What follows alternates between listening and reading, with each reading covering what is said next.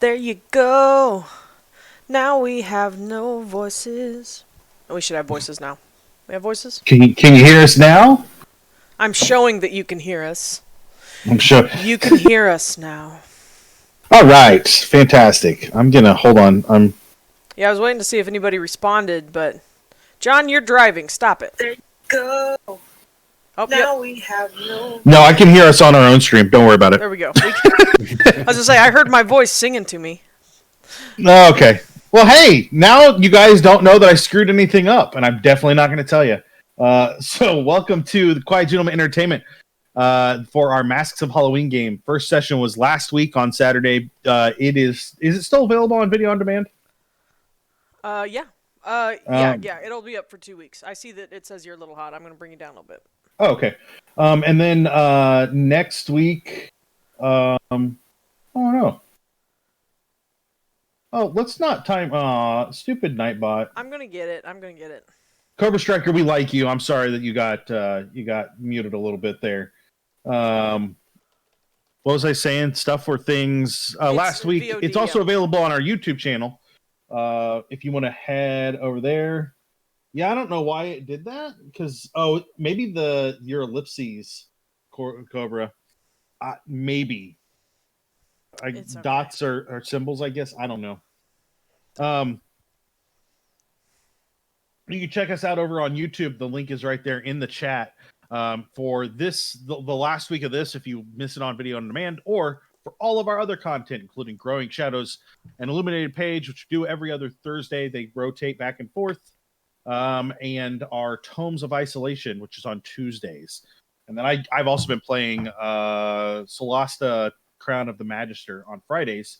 We'll see how long that lasts, because I really just want to power through that game. It's a lot of fun. So, yeah, welcome back. Hey guys, folks, peoples. Where were we last week? What did we end with? We ended with eerie where happenings. Getting ready to go on the haunted tour. That's right. We had a minor mystical occurrence where flames went high, jack-o'-lanterns' faces morph. There was an eerie laughter. Yep. Nope. That is all correct. So Roxy, do you want to kick our intro video up there, and we'll be right back right after this fantastic video that Roxy put together. Well, my husband, but yeah. Oh, John.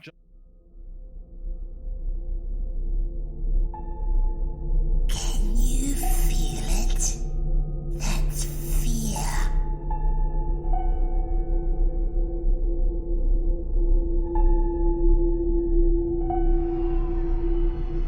If you expect to wake up from this nightmare, think again.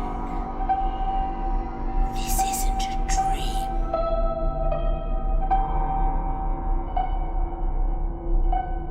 Sometimes the things you see in the shadows are more than just shadows.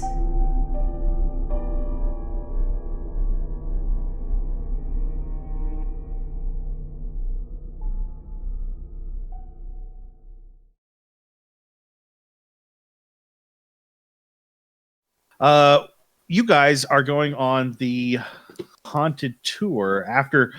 So you guys have come to the small town of Willowton. Just to give a quick recap, you come to the small town of Willowton. 4 of you are wealthy. 1 of you is the help. So Kodi Banks is. I'm sorry. Let's do some intros. How about that? We'll start with Papin. Papin, you're playing Kodi Banks, the Pinkerton agent. Yeah. I am. My name is Stephen Papin. I'm playing Agent Kodi Banks, and I'm here to protect these 4 well-to-do socialites. Fantastic. And then kind of the person that hired you, and the person with the most money, I guess, is Mr. Reginald Appleworth, being played by Wes. Hey everybody, I am the dilettante of the group. I have a lot of money, and I like to drink. I enjoy watching the common people do common things sometimes. That's why we're on this trip. feasting the local rustic ambiance, as it were. So yeah, it's all good. Look at this quaint town with its electricity and toilets. And we've got Blue playing Ms. Beatrice Rumsfeld. Yes, I am Beatrice Rumsfeld. I am an artist, and I too enjoy watching the little plebeian people scurry about and go about their silly little menial mundane lives. It's very nice.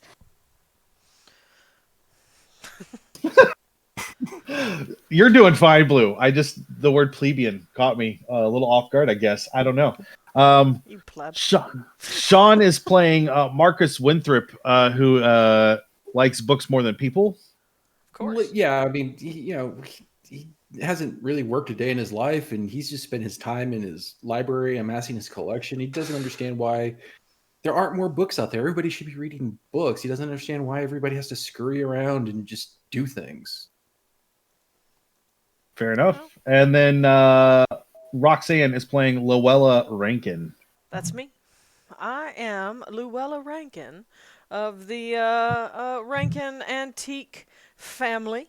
We aren't just antiques. We also deal them. But yeah, I am here with my dear friend Reginald and my friend Beatrice. And, we're taking Marcus out for this wonderful trip. And, Agent Kodi, he's been quite an interesting perspective that I don't often get. But, man, this town is lovely, and they have great theater here. I was not expecting such practical effects at that dinner. Yeah, it's been a night. So you guys are on the walking tour. It starts quite a bit later. And then I have the map. Would we like to see the map of this? Oh yeah, let's show us the map. Show us the map. Show us the way. This is the way. I mean, this is the time also that I should be thanking Roxy, because she's put in a lot of work. All the background, all the stuff that's going on. So this is the town. Not very big. I may or may not have added more places on there because they didn't have some things that I wanted. But that's my MO fine. for modules, For is they don't do everything. the things I want. So I make them. Look, that house is listed as slaughterhouse. We shan't go there. I like that they did just put numbers on here, which is super helpful. Because then that way you guys have no idea. Maybe I wasn't supposed to take the map, but it was on one of the pages you told me to. So I was like, No. The map is perfectly fine. Actually, the numbers are just telling me where everything is. Right. It doesn't tell you guys any of the clues on the things you need to know later. A glimpse behind the screen, if you will, for those of you that don't GM. That's what GM maps always look like. Yeah, typically.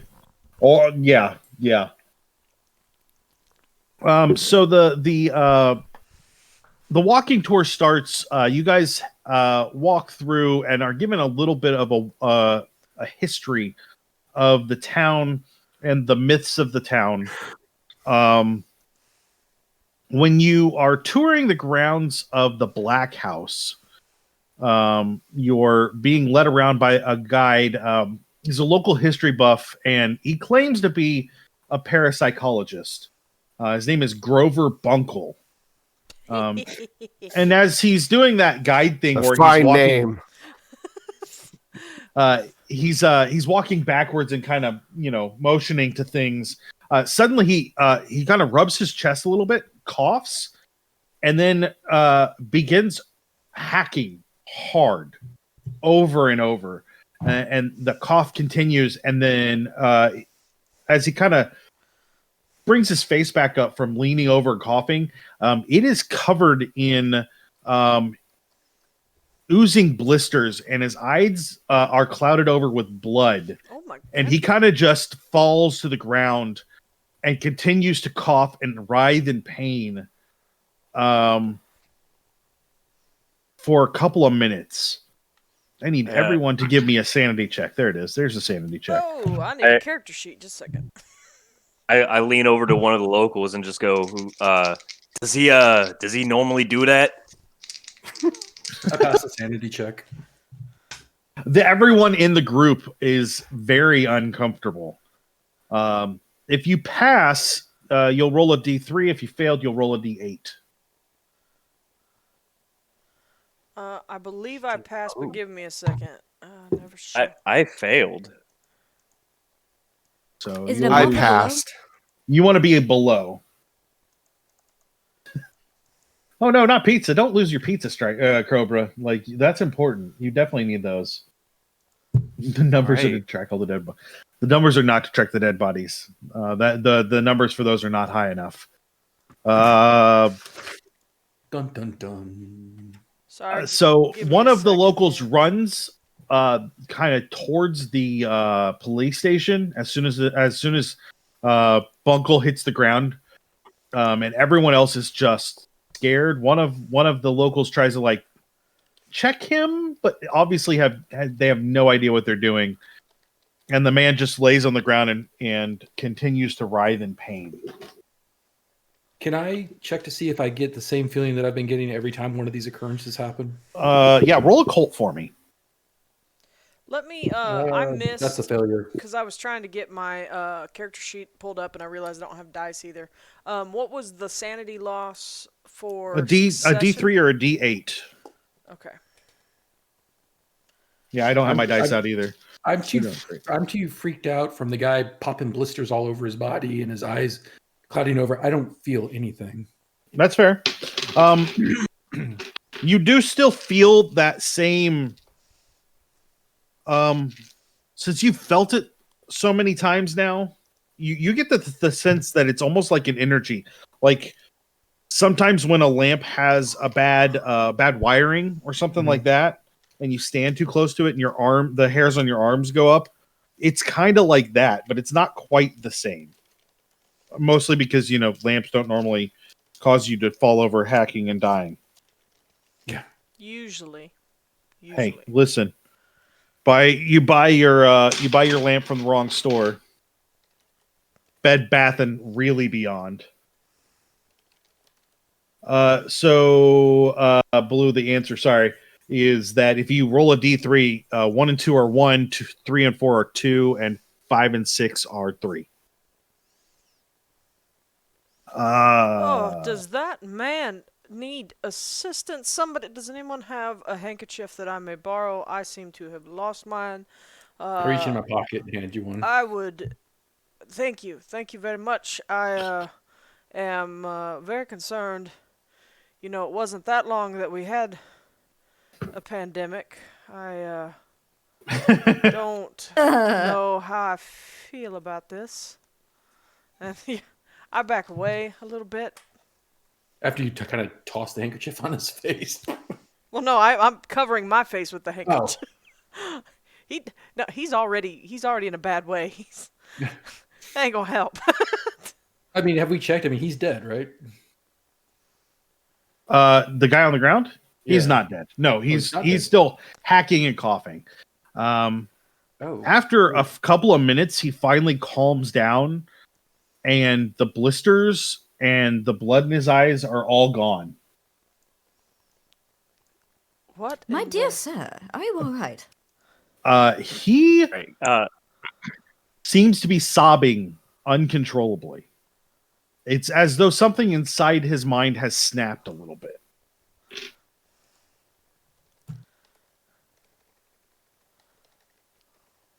Is there anything that I could do to try and console this man or try to figure out what has happened to his brain? If you have psychology, you could roll that. I do have psychology. I would like to roll that. Yeah, go for it.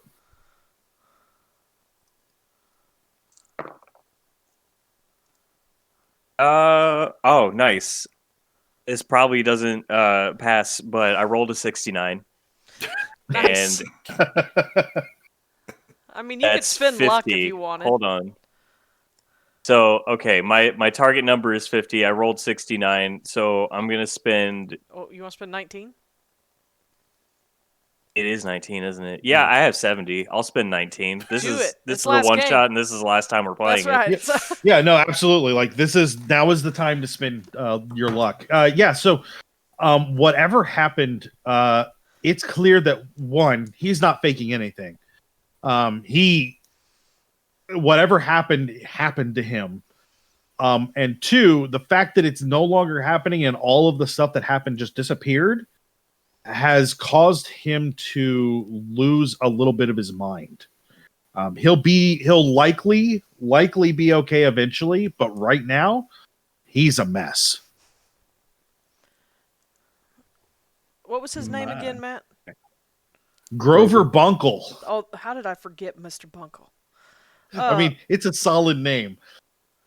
Mr. Bunkle, now that he's not coughing and spewing blood and blisters, I will move some closer to console him. Mr. Bunkle, please, here, have this borrowed hanky I have. Dry your eyes. You can keep the hanky too, by the way. He doesn't seem to even respond to that. He seems to be lost inside whatever's going on in his mind. Mr. Bunkle, we did pay for this tour. Yes, I do expect some good things to happen here. Good man. I mean, that was nice and spooky, but, I don't know if it was... Is that part of the tour? Yeah. I mean, maybe that's part of the tour. I don't know if that I don't think that was part of the tour. I don't think this was special effects this time around. I would... Does anybody have a flask on them? Oh, Well, of course.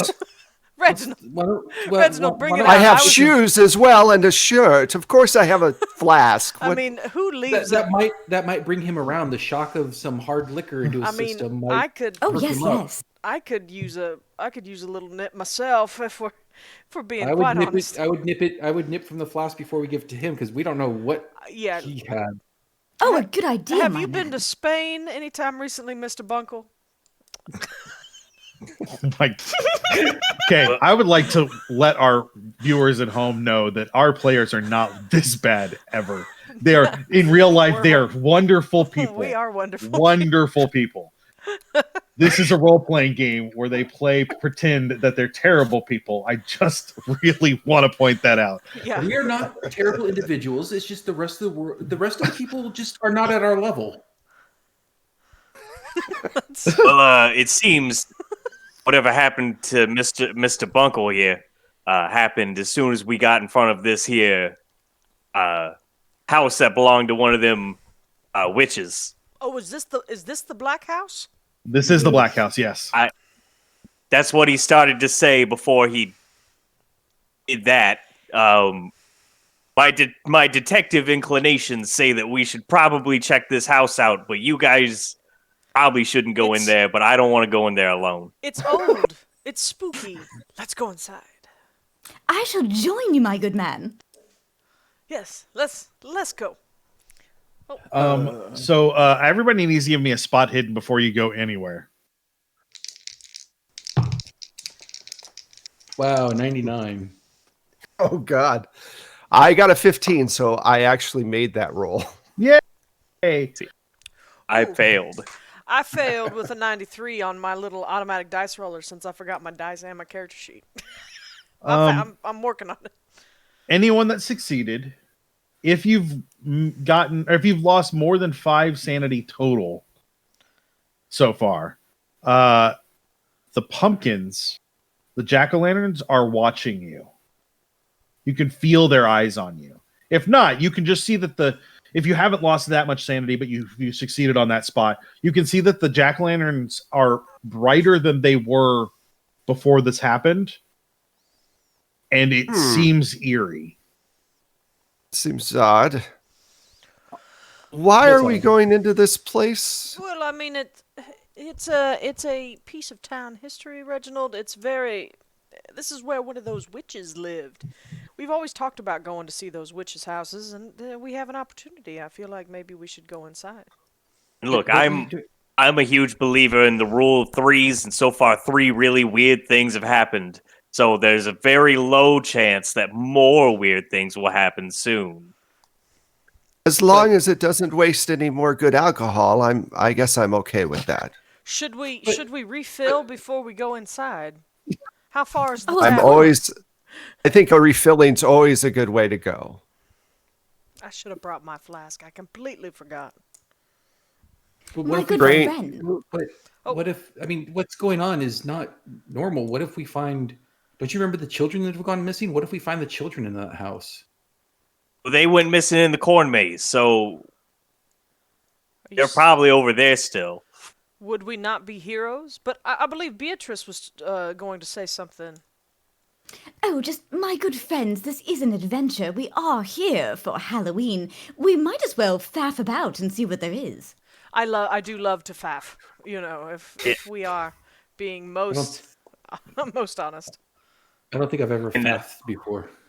And That you doesn't know, surprise me. You've never I'm gonna been on a date.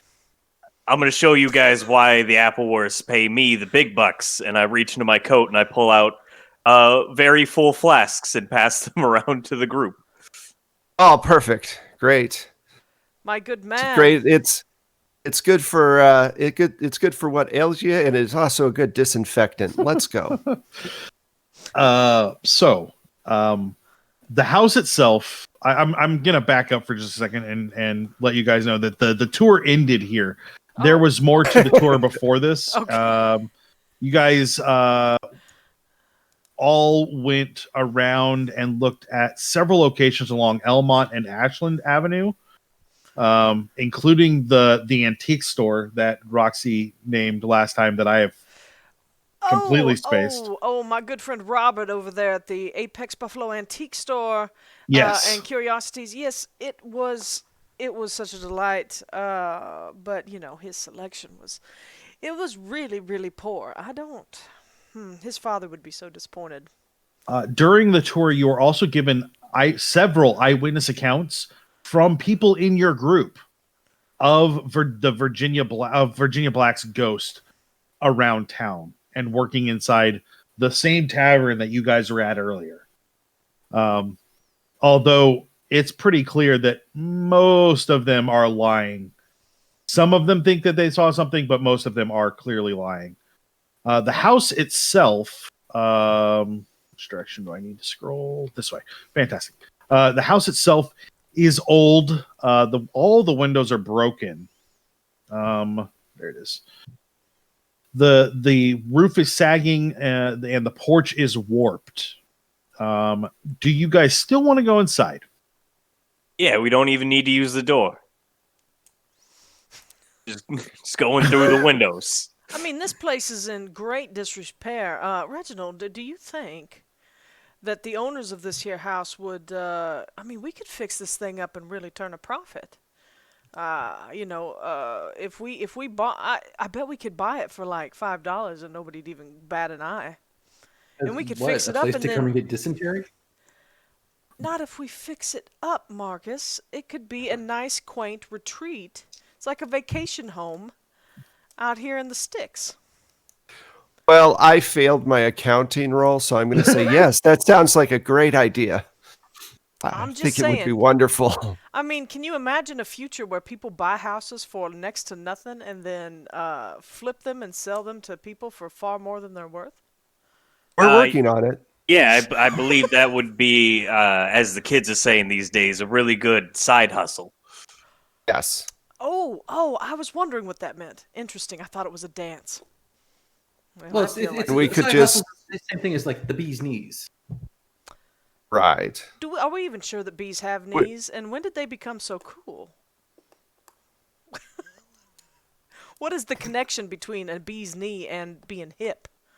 Unless it's just the thigh. No, that does sound right. My Sorry, favorite Matt. games to run I think are you when I either have need to to drink. absolutely nothing. When I can just sit here and just let you play. Like, these are the best games. I think. No, I'm I not think you complaining. either need to drink more. I think you either need to drink more or drink less. Well, I can't go backwards, so give me some more. I grab the Right. flask and just chug. Yeah. I'm gonna take like the tiniest little kitten sip. And yeah, you're already Don't. red-faced and Horrible. wheezing. So, Kodi, why do you want to go through the window instead of, a door? Well, we don't know if the door's locked, but we know the window's open.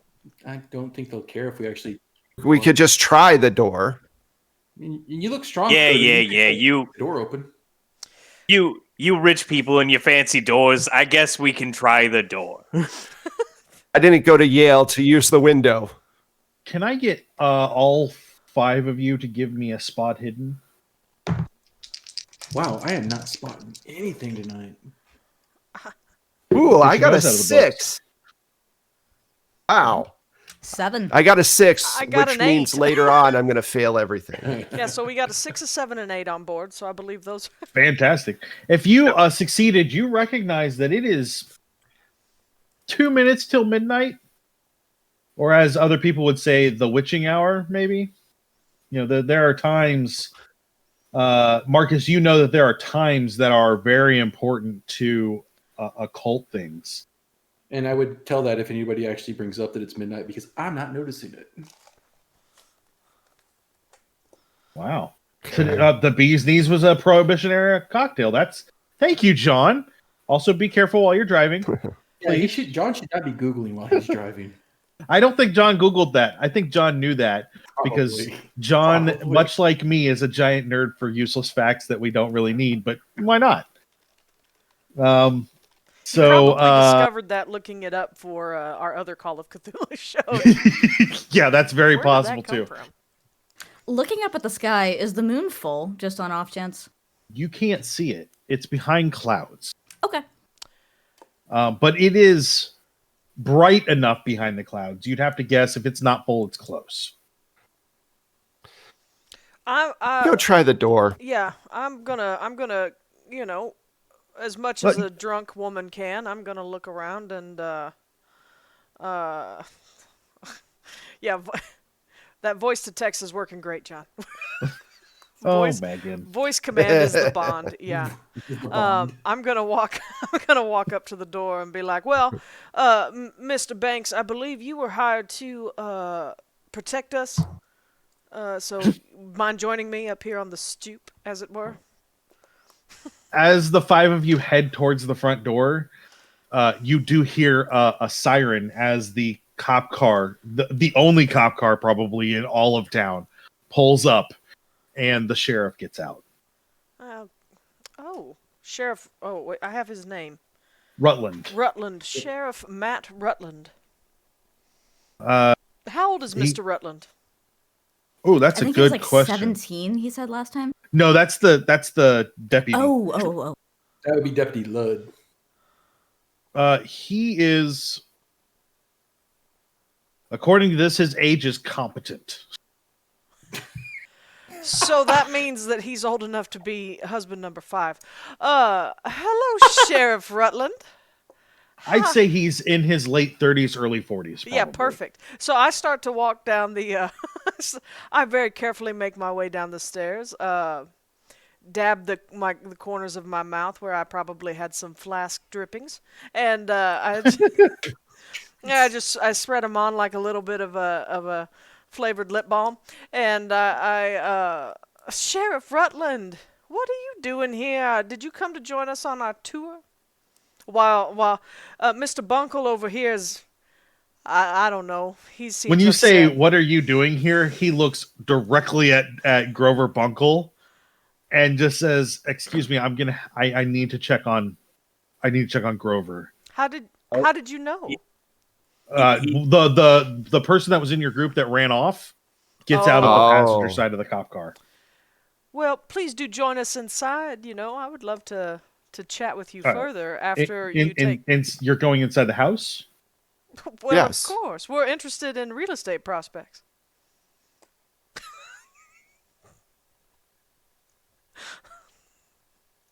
I would advise against going inside the house. It is not structurally sound. Oh, Yeah, but we are here for adventure. She speaks true. Why don't you join us? I'm gonna check on the townsperson that's clearly had a bad night. Yeah, I'm gonna Obviously. I'm gonna let you know right now. That gentleman right there, you're not gonna get anything out of him. He went through something terrible. I I tried talking to him, asking him what happened. He's just sobbing uncontrollably. You might just want to get him to a bed and talk to him tomorrow. That may be the case. I'm sure that his wife will be happy to have him home and will take care of him. But I would not suggest going inside the house. Please be careful if you choose to ignore what I'm saying. Okay, just know we're going to ignore what you're saying, and we are going to go inside that house. Of course. Look, Okay. He goes over to Grover and kind of bends down and starts talking to him. And you all can tell that Sheriff Rutland knows enough first aid to be checking the man, and is checking the man to make sure he is physically okay. Mentally is a whole other thing, but physically checking him. I call out that he might have the plague or the Spanish flu. He was covered in blisters just not too long ago. I would be careful. It could be contagious. Blisters? Well, if he did, it was the quickest Spanish flu ever. He was covered in blisters. Yeah, And his eyes were bleeding. It was a whole thing. You might say that his Spanish flew by. So droll. I mean, at the worst, it could have been, the early symptoms of the Black Death. Well, that's just rude. We're just in front of the Virginia Black House. Marcus. I don't think the I read house about is the Black dead. Death. It could be that. I doubt Rutland it's bubonic plague. Kind of shakes his head and then talks to Grover for a second longer, and then kind of helps him to his feet. Grover is still sobbing, but the sheriff walks him over to the car, gets him into the back, gets him in there comfortable, shuts the door, and says, "Okay, the tour's over. Everyone should probably head home or to wherever you're staying. But if something happens inside the house, please keep in mind that the nearest major medical facility is about 45 minutes away by car." I approach Sheriff Rutland and I thank him most sincerely with a hand on his shoulder, and I take his hand in my other hand, in which I have palmed a $20 bill, and I thank him most Jesus. most kindly for his care and your concern. Just, don't be a stranger this weekend. I'll be here until at least tomorrow. And then I walk. Wow. I saunter back to the porch. I mean, there's more where that came from. I just have to say. Wow. I would like to say that I need to find a Ms. Rankin in my life, or she's just gonna call me $20 freaking and then proposition you in the same instant. Yeah. Like, I'll go on a date for $20, sure. I'll turn to the rest of the group and just be like, while I begin to try to open the door, I'll just be like, look, I feel real bad for that Bunkle guy, but his sobbing was really starting to bum me out. So I'm kind of glad that he's being taken care of. I mean, we are still going to go into the house. I mean, I think we've had plenty of adventure. Maybe it's time to call it a night and go to bed. Oh, I think that meant out of everybody here, you'd be like most curious to see inside this place. You know what's behind that door? In the daylight, yes. I can't. Yes, in the daylight. I mean, we've seen a lot, and I'm just afraid if we go in there at night. You know that's all part of the show. It's all part of the show. I mean, obviously, he didn't have blisters all over his face. That was obviously makeup. And the kid, that was all staged, and the pumpkins looking at us, it's all staged, I'm sure. It's part of the tour. It's part of the rustic ambiance. And it's like theater, really. It's fine. And whatever's through that door is probably plot. I don't know. I think that I think that's a good. Right. I think that's a good bet. Is the door locked? No. Oh, see? I open the door. Okay. Just go. You know what, Reggie? I'm a grown man, and I can admit I was wrong. You were right. I'm not gonna pull out my gun and Max Payne dive through the window, even though that's how I wanted to get into this house.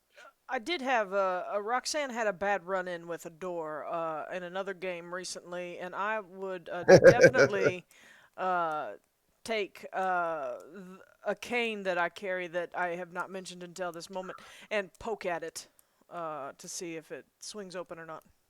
Oh yeah, Well, the door swings open real quick. Before we go any farther, I need everyone's size. Oh, I'm 50. I'm a hardy shaped woman. I am a 65. Let's see. It'll be at the very top if you guys aren't familiar. It'll be up in the statistics or the attributes at the top, not under your skills. 90. Ooh, you're a big boy. Big boy. 70. I'm hiding behind Kodi. I think we're all hiding behind Kodi. Yeah, no kidding. I'm in the front. Wes, can I get your size? I'm at 55. 55. Okay. So to give you an idea, Kodi is built like a linebacker. That's the size that we're looking at there. Whether or not that's all muscle or not, that's totally up to Papin. But like he's a big boy. So but also like Beatrice is not a slight woman either. Neither is Lowella. They are larger than average. So either height or broad shoulders, or as we kept calling Roxy's character in the other Call of Cthulhu game, just a very sturdy person. I am 5'7" and sturdy. Yeah. And then Reginald and Marcus are about average, but not that big. So that's something to keep in mind. No, but my strength is pretty high, so I'm wiry and Okay. but yeah. He's a Hiddleston. Yeah, a good stout breeze will knock me right over. Opposed to a yeah. Hemsworth. Kodi, can I get you to roll me a dexterity check? If you're going in the door first, correct? Yep. Cool. It's like, look, I never heard no stories of a door hurting somebody, so I'm just gonna open it with my hand. All right, 28. So okay, so that looking at your dex, 30, there's 37. The big number is 75, and then the next number is 37. So I rolled under that second number. So that's a hard success for you, which is really good because you needed at least a hard success. Surprise. As you kind of walk in, you take a couple of steps past the door. You hear the ground creak, and you pull back just in time to see several of the floorboards snap and break and fall. Oh. That's hey. That police officer, for once wasn't lying. Yeah. He weren't kidding. It is dark in here, but not so dark that you can't see. You guys have been walking around outside in the dark, so your eyes have already kind of adjusted a little bit. The room is empty, and so it looks like are the rooms beyond it. There's a second floor as well, but the three rooms, the room you're in, and the two rooms you can see from here, all seem to be empty. There is a thick layer of dust all over everything. Cobwebs have built upon cobwebs in the corners. Just everything here seems unsafe. There's also a thick smell of mold, and you can see it growing in some places, especially near the windows. Is the dust disturbed in any way? Only from where Kodi has been. Everywhere else, it looked. Let me rephrase that. Yes, in other places, there are clearly rat movements. Okay. But other than Kodi, nothing human-sized has disrupted anything. Okay. If it matters, under traits, I just wrote down that I have low light vision. just activate that elf heritage you got there. Well,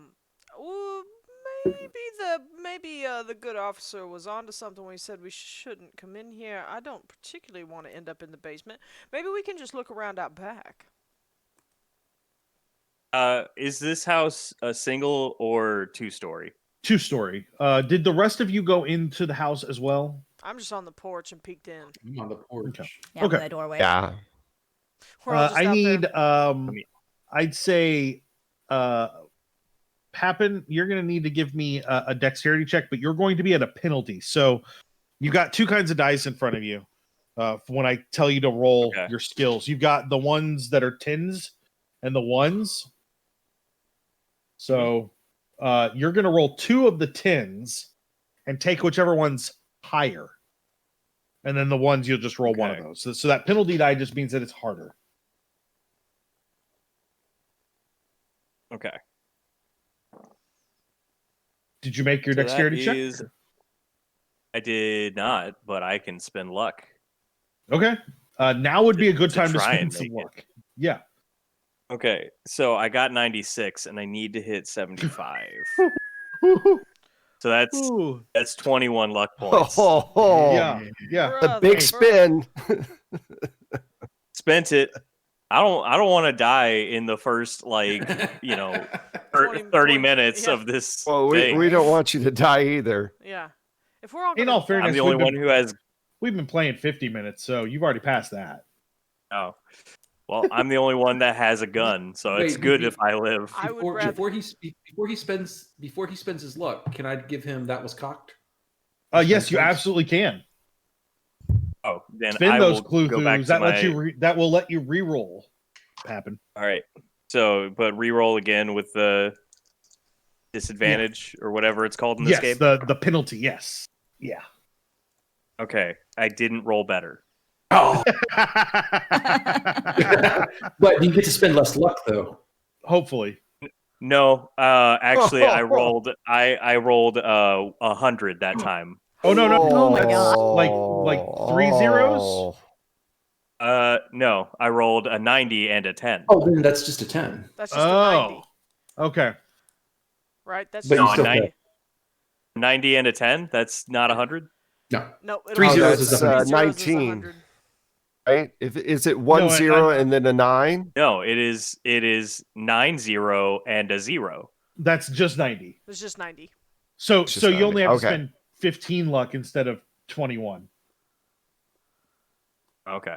Yeah, the math works a little funky when you get up that high, but yeah, it's 3 zeros is 100. Yeah. Because Man, the 3 zeros would have been the fantastic. I 10 would have been happy actually, about yeah, that. the 0 on the D10 is actually just a 0. Yeah. I always thought the 0 on the D100 was just a 0. No, It is. It's also 100. it's a weird. Yeah. There's a Oh. weird wraparound here that happens with the numbers. But if you get all zeros, that is a critical failure. Yeah. If you have 2 zeros on the 10 dice and a 1 on the ones dice, it's just a 1, which is a critical success, and that's what you want. However, Okay. are you spending the luck? Yeah, I spent the luck. I hit Fantastic. 75. The door frame, the front door frame, shudders and seems to shake in the wall. It's at that time, Papin, Kodi, that you realize that you don't want to be in this house anymore, and you run out the door as it slams behind you, and you just barely get out before the door shuts. And then the house itself just seems to shake and rattle for a few seconds before it stops. Oh, oh. I need a sanity Ew. check from everybody. I feel as though, man, I am certainly very tired. That liquor hit me faster than I anticipated. Oop, failed there. I got a 9. Jeez. Reginald's got the blessed dice today. I'm going to spend some luck I on do. that. So for anyone other than Kodi, if you succeed, you'll lose 2. If you failed, you'll lose a d6. Kodi, did you succeed or fail? I succeeded. Fantastic. I'll just roll it. You will lose a d6 as you are almost directly affected by that. Like you had to dodge the effect of whatever just happened. Okay. Hey, Matt, And then- remind me again, what is the percentage that we need to lose before we have a psychotic break? 20% in an hour. Okay.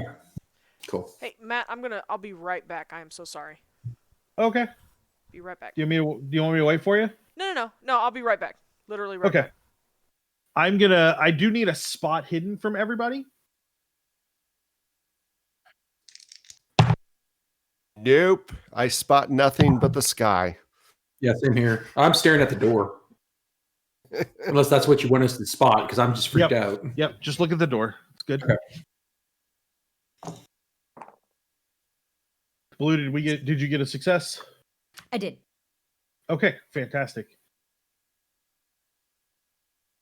I did not. You're I don't think your picture worked. I thought you might have been leaning on the keyboard at first. Yeah, no, she's clearly gone insane. It's all the alcohol and shaking houses. Yeah. So Blue, you succeeded. I'm gonna wait for Roxy to get back before we get too deep in this, because this is not super important, but important enough that she should be here for it. Yeah, it'll be just a minute, I'm sure.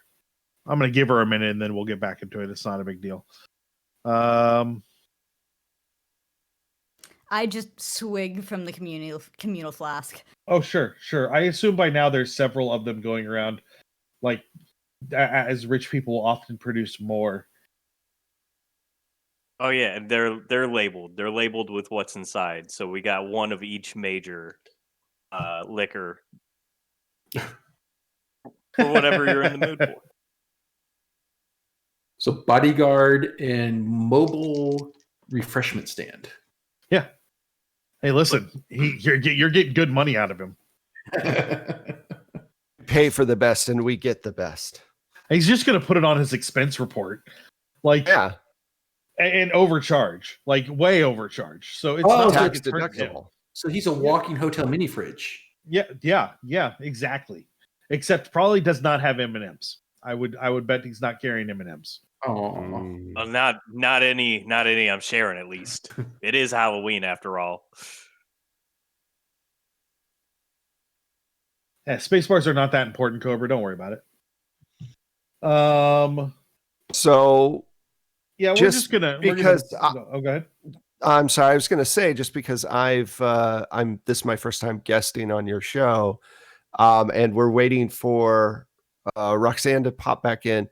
Can you tell us about do you have another Call of Cthulhu game going on? Oh, right yeah, now? sure. Yeah, I'd be happy to talk that. to you about our shows. So on every other Thursday, which includes this coming Thursday, we will be playing. We play Illuminated Page, which is our Call of Cthulhu story. Right now, we're playing through a story called Masks of Nyarlathotep, which in the gaming have it right over there. Yeah, in the gaming community, it is considered one of the best and most well-written stories that has ever been put out. And honestly, the previous editions were really pretty good. They released the 7th edition module for that, and it is phenomenal and by far much better than the previous editions, which were already really good. And our last game 2 Thursdays ago was on a cliffhanger. We released something. It's rushing us, and that's where we ended it. So the story basically is that there's a worldwide conspiracy going on, and it's leading to something very, very bad happening, and the players have to figure that out. And they have been doing a pretty good job of finding clues for that as they go. They have missed some things, which is not necessarily bad, but in the long run has led them in a very different path than the first time I ran it, which is okay.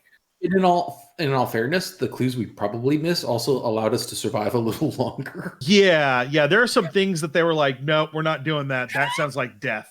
And they're not. It's really wrong. cool. That's really cool. Like in the last game when Matt's like, don't you guys want to look in the deep, dark pit? Nope. Yeah. Not looking down the pit. So we run that. That one's set in 1925. They're in like April of 1925 now. They've been playing in game. It's been 3 months since they started. Yeah, I'm good with that. Did you do the Peru section? Like, did you start with the epilogue? We did not start with the. So I started this. We started about a year ago when none of us had the 7th edition book. So I skipped the Peru section. And just because I ran this for our podcast, which I'll go ahead and plug now. You can go find us on iTunes and Google Play by searching for Nerds Domain. That I ran 178 hour-long episodes. Is that right? Yeah, it was a lot. Sounds about right. Yeah, for that game, definitely. So the Masks is about a year to a year and a half of regular play, and we would get together once a month and play for about an hour or about 4 hours. That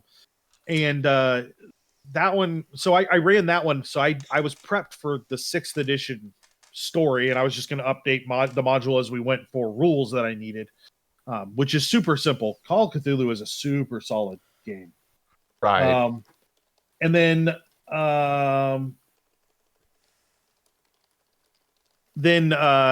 when we started the 7th edition game, I wanted to play the 7th edition rules because I think they're everything I want out of 6th edition and then better is really what it comes down to. So we didn't transfer over to the 7th edition at any point in time. And then John and Roxy got it, and I got a hold of the PDFs for 7th edition, and there's enough different that it would require me to rework a lot of stuff because there are other clues given in that system in the new write-up that don't jive with the old stuff. So I don't want to miss things. And it's already if it's the conspiracy board that you see in all the movies, there are already way too many lines in 6th edition. 7th edition adds more lines, and that's very helpful. But not when you're trying to update it. It's just too much. Right. Yeah. Okay, so we were about to win this game when Roxanne was leaving. We were all. So did we win? We had survived the evil, and we win. Correct. Fantastic. That's where we were at, I believe. Nice. Yeah, Yes. no. Yeah. Our bodyguard bailed. We should go back to the farm. Okay, yeah, I just did a spot hidden and I got a 23 out of 66. I needed Fantastic. to use the restroom, and then I was like, I'm grabbing my dice on the back. That's that. Hey, so those of you that succeeded, you see. Sorry. Uh-oh. No, I've got a dry throat. You see that Uncle. there are vines that you did not see before on the sides of the house, including some going in through windows. And they seem to be coming from all sides of the house, but they all seem to be generally the same vine, as best you can tell in the dark. So, it's going like, in and it's out, covering like the it's house, but it's lacing just the one windows? giant vine just rewrapping everything.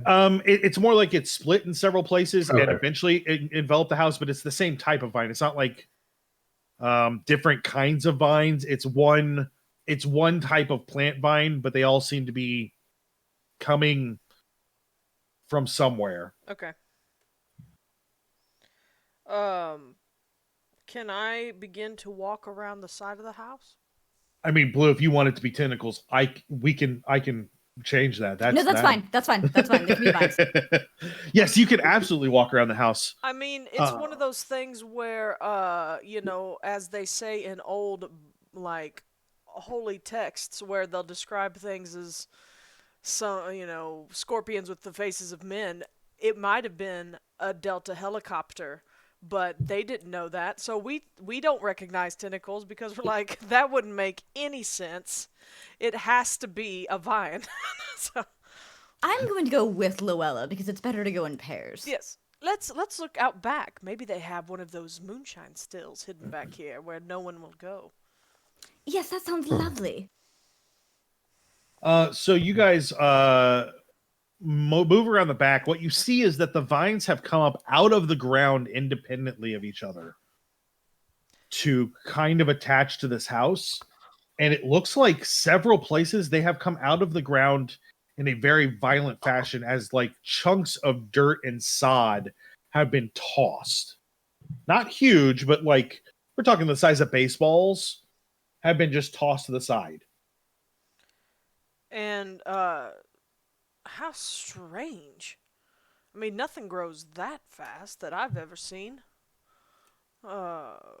Just watch where you Yes. step there, Beatrice. Let's keep away from those vines. Yes, Lowella, I must say, the amount of work this town has gone through for its Halloween theatrics is quite impressive. I know. This must be their only source of off-season income. Oh, yes, that would make sense. Getting Poor ready for the little people. holidays. Christmas is coming.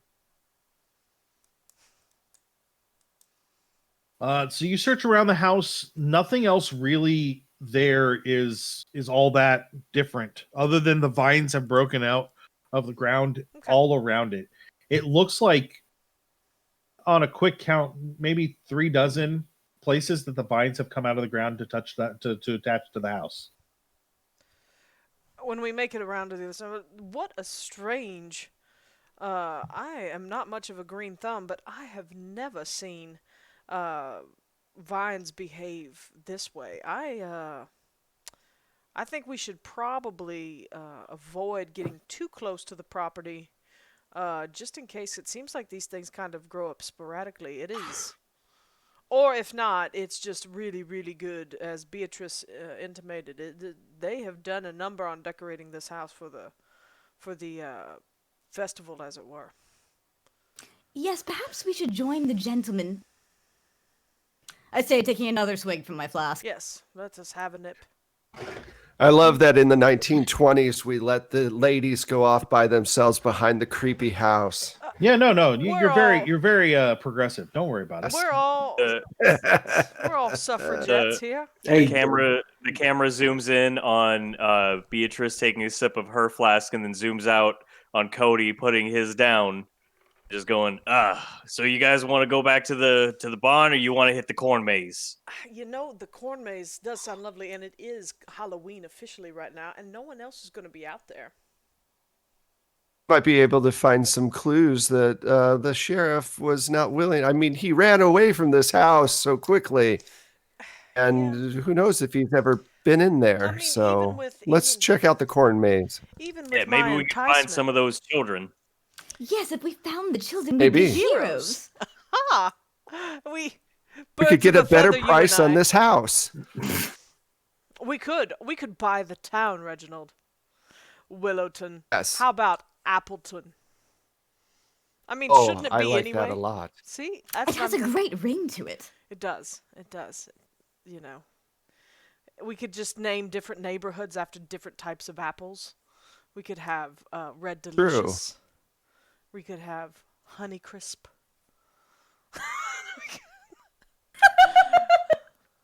I don't know, Marky. You seem pretty quiet. You want to? I mean, you like Marcus, you like corn, right? You like no, actually, corn. I don't like corn. My family growing up, that was the food of the poor, so we don't ever touch it. I don't know. It has to go through a certain process to be drinkable. Yeah, that's the only way my father ever touches it. See? No, it's just I think we should. I mean, I understand we've all been drinking a little bit, but I mean, I'm a favor of loading up the car and leaving. At this point, yeah, I know y'all think this has been staged and this is great. I still keep getting this horrible feeling, and I think it's just a better idea that we leave because I think something bad's going to happen. Oh, trust me. I've never seen a door close on its own before, and these people don't seem so technologically advanced as to put that together. I believe something's definitely going on around here, and I, for one, as a detective, am going to try to find out what exactly that is. I mean, we are traveling with this linebacker of an agent. I feel like he could protect us in the corn maze. I mean, we don't even know how wide the corn maze rows are. He could fill up the entire space, and we just hide behind him, and, we can run before. We just have to, Marcus, we just have to run faster than Agent Banks. That's all we have to do. Yeah. I love your optimism. I like that. But I bet I could outrun you. Yeah, I like that that's your mindset, but I'm pretty sure Agent Banks is the one that can run the fastest. Like he could like literally leap over the top of us and just hightail it.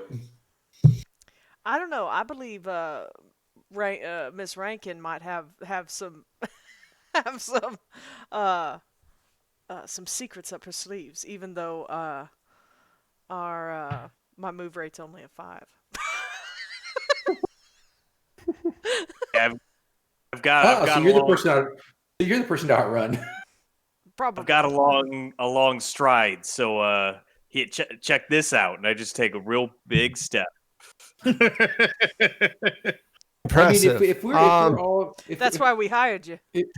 If we're all gung ho to go in the corn maze, then of course I will go with y'all. But I wouldn't be exactly upset if the decision was to go to the rooms or even to leave for the night. It also keeping in mind it is dark. The moon, while bright, is still behind clouds. It might be easier to do searches in the corn maze during the day. I, as the storyteller, am perfectly fine with you going at night. However, your checks are going to be penalized because of the darkness. In fact, I would like to come back to this house in the daytime to study these vines a little more closely because I can't see anything. Do I have a flashlight? I will say, do I have a flashlight or some kind of lantern? Yes, but even with a lantern, it's going to cast shadows, and you're not going to be as much of a penalty, but it'll still be a penalty. I suppose, and I yawn quite deeply, and I kind of seem surprised. Maybe I have drank enough that we should. I wish I was, maybe, I don't know, 30 years younger, and I could stay awake a little longer, but maybe I should have a nap, and then tomorrow we can go rooting through the corn maze.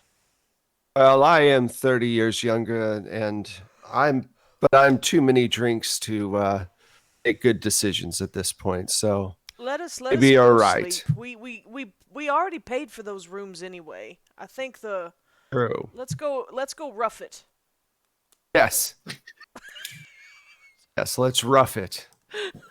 Oh. Yeah, all Sway right. on my feet. I suppose we could sleep. Beatrice, don't fall. Do we have a car? No, we have to walk. We have to walk all the way back. Look, Marcus, I understand that you're uncomfortable and you want to leave because that's just who you are as a person, but I'm pretty sloshed right now. I can't drive us, and I don't think you got your license. No, I have. You're the only you're the only sober one. Well, no, I've never had my license. I mean, my family's always had someone to drive us. There's no reason for me to get a license, especially in New York. Right. Yeah, I mean, but that's my point. Like, we can't leave. I'm the only one who can drive, and I'm drunk as hell. Oh, I'm good with going back to the room because I think I would like to definitely come back in the daytime. How far from the farm are we? Good keeper. Well, if you pull that map back up, it's just at the southern end of the street. Like you're like 3 blocks away, maybe. Nice. Okay, Good man. so we Just start have a heading. Benny. You'll be fine. We're just like a drunk long blink away. Yeah, All right. yeah. It's exactly how far away you are. Sounds good. Like, we're here. Yeah, so the Cool. farm is there on the south. Like that big area down there is the south, is the farm, and you guys are at. I'm sorry, I don't remember what number it is. You guys are at number 8, which I think is the top of the map, but it's not that far still.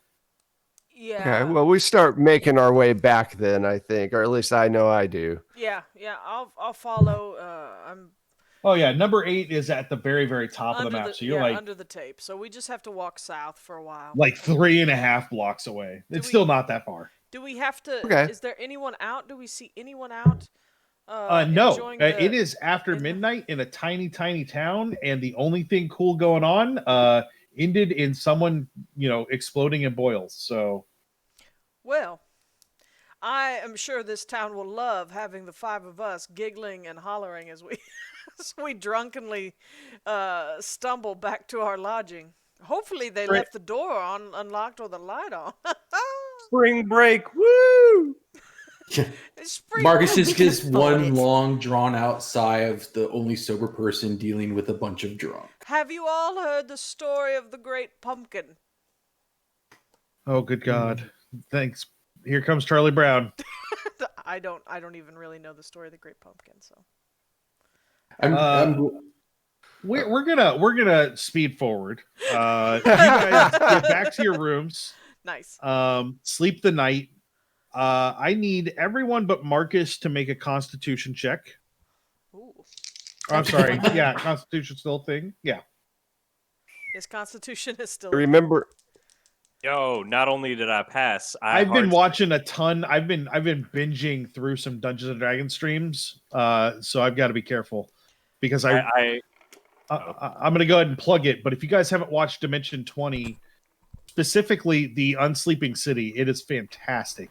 And if I ever wanted to grow up and be a better DM, Brendan Lee Mulligan is the one I'd want to be. So, Matthew, do not plug streams that are popular. Well, the good news is they don't stream; they just release on Dropout and YouTube. True, so you don't have to watch them live. Oh, no, I know. I'm just. I got a hard success. Hard success. Okay, cool. I got a hard failure. Anyone that failed for the first couple of hours, and I'll let you know when it's over, you guys are going to be at penalty dices as the alcohol is not out of your system and you're maybe a little dehydrated. Yeah, I come out with some sunglasses on. So you wake up. I start my day with the hair of the dog. Yeah, I'd say you wake up between 9:30 and 10. Breakfast is served at the old Johnson farm. So there's the option for you guys to go eat breakfast with the rest of the people there, but there's also a couple of diners in town. It's really up to you. Yeah, no, I'm a little too hungover for rustic food right now. Oh, rustic food is exactly what you need, my boy. You know, my father was a big proponent of food? fried chicken. First thing in the morning with the hangover. He knew this man named Colonel Sanders, and he had this original recipe of 11 herbs and spices. And for some reason, cold Colonel Sanders fried chicken the next morning after a bend, long bender, was stellar. Well, Marcus would be like, I don't know why you guys all feel so bad. I feel great. Yeah, I feel fine. You drank the equivalent of a kitten nipple. There's nothing. I'm just at the table holding my head in my hands. Yeah, I know. I've got like sunglasses on. I'm gonna offer. Would anybody care for some coffee, tea? I'll have some tea. Wait, I know what you guys He does need. sound wonderful. It's right there in the chat. Pie? Or in the stream chat, sorry. I order an entire pie. Yeah. Not to share, you just take a fork and start. No, I just take a fork in the middle. that's the only. That is a good idea there, Beatrice. As four of you nurse these hangovers, Marcus, I need you to roll a cult for me. Okay. That is a hard success. As you're kind of sitting there, you're probably eating what, bacon and eggs? No, actually, if they have it, I'm starting my day with like some oatmeal or porridge, whatever they might have. Okay.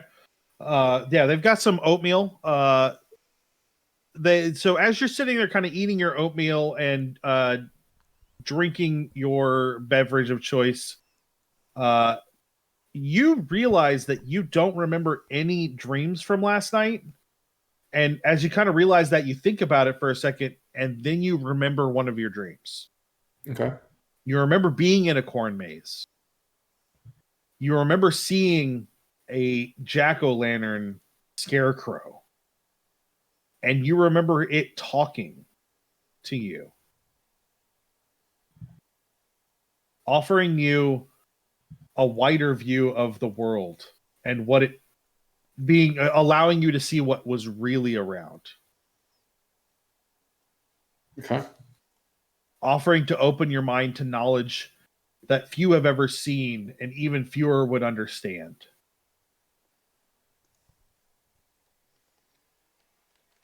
Okay. After that, it gets a little hazy again. So no inclination that I made that devil's deal. No, none whatsoever. Okay. I'm sitting there eating my oatmeal, and I kind of stop, and the spoon kind of drops out of my hand. And I'm going to look at the rest of them as they're nursing their hangovers and say,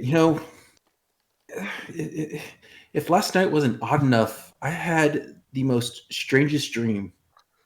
I was in the middle of the corn maze, and a scarecrow with a jack-o'-lantern head talked to me and offered me knowledge, like secrets to open my eyes to see the world not as it is, but as it should be. Oh, that's weird. I had a dream I was back in high school and giving a speech in nothing but my boxer shorts.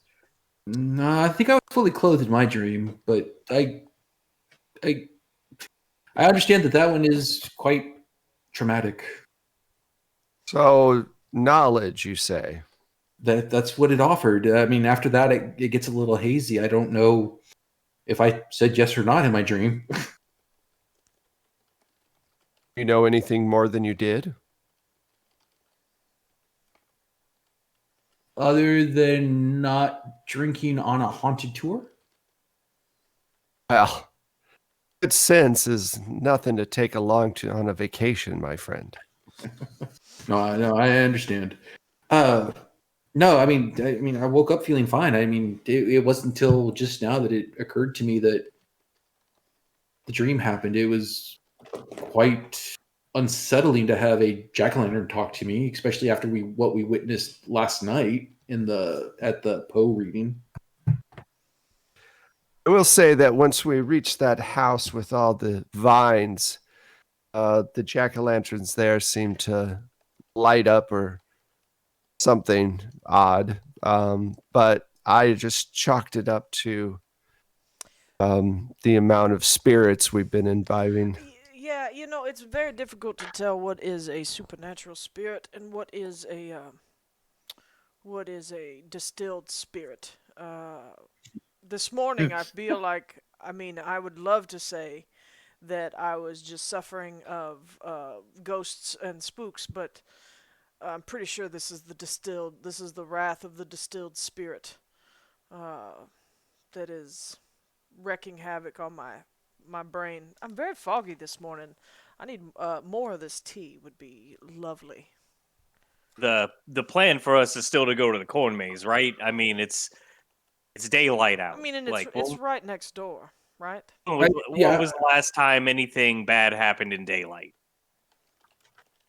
Well, I think that the fresh air and the sun would definitely help clear the fog, as it were. I'd like to also go back to the house now that it's daylight. Now it's daylight out. Maybe we can see more of what was going on. Maybe we can determine if this is all a trick or if it's real before we head to the corn. Well, I think that the house, it sounds before. I don't know. I think the corn maze is closer and would be less painful to walk to at this point.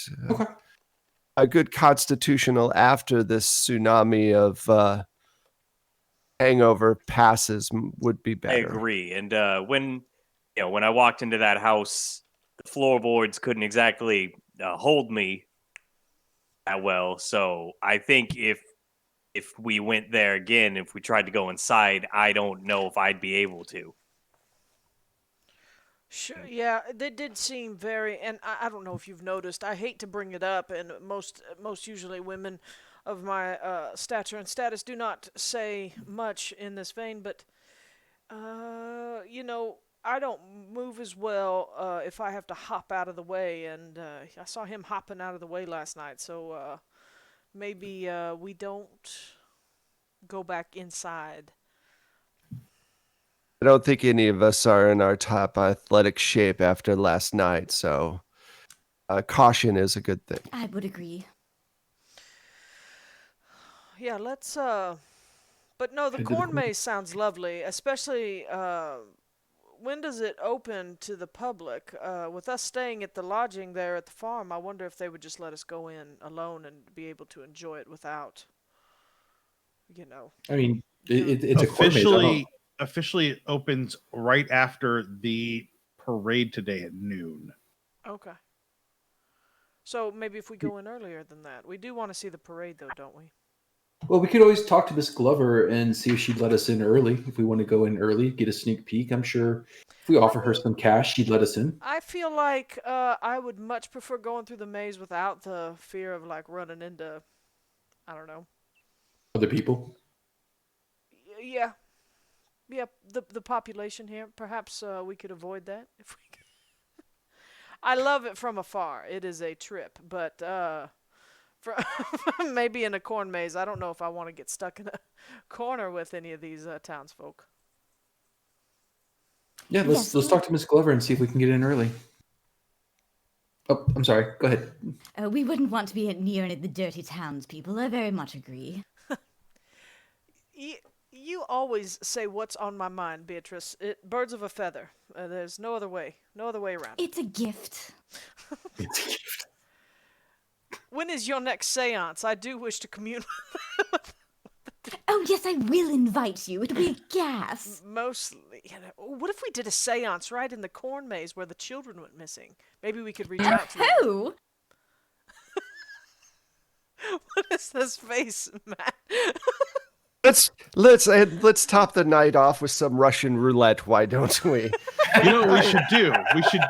We should go to the fire and throw alcohol on it. That sounds like a great idea. Actually, I was like, why don't we just run through the corn maze with lit torches while we're at it? Yeah. Well, we'll find the children one way or another.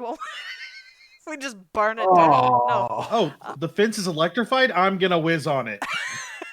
Hey, I saw in Mythbusters that can't hurt you. No, but my mom learned the hard way when she was a kid. If you put a big old dandelion on an electric fence, you get zapped really good. Oh. I just remember Ren and Stimpy, and they had that board game. Yeah, it's the best board game. Don't whiz on the electric fence. So you guys go talk to Mrs. Glover. She's more than happy to let you go through the maze. I need everybody to roll intelligence checks. And what I need to know is by how much you succeeded. This is penalty though, right? For us still?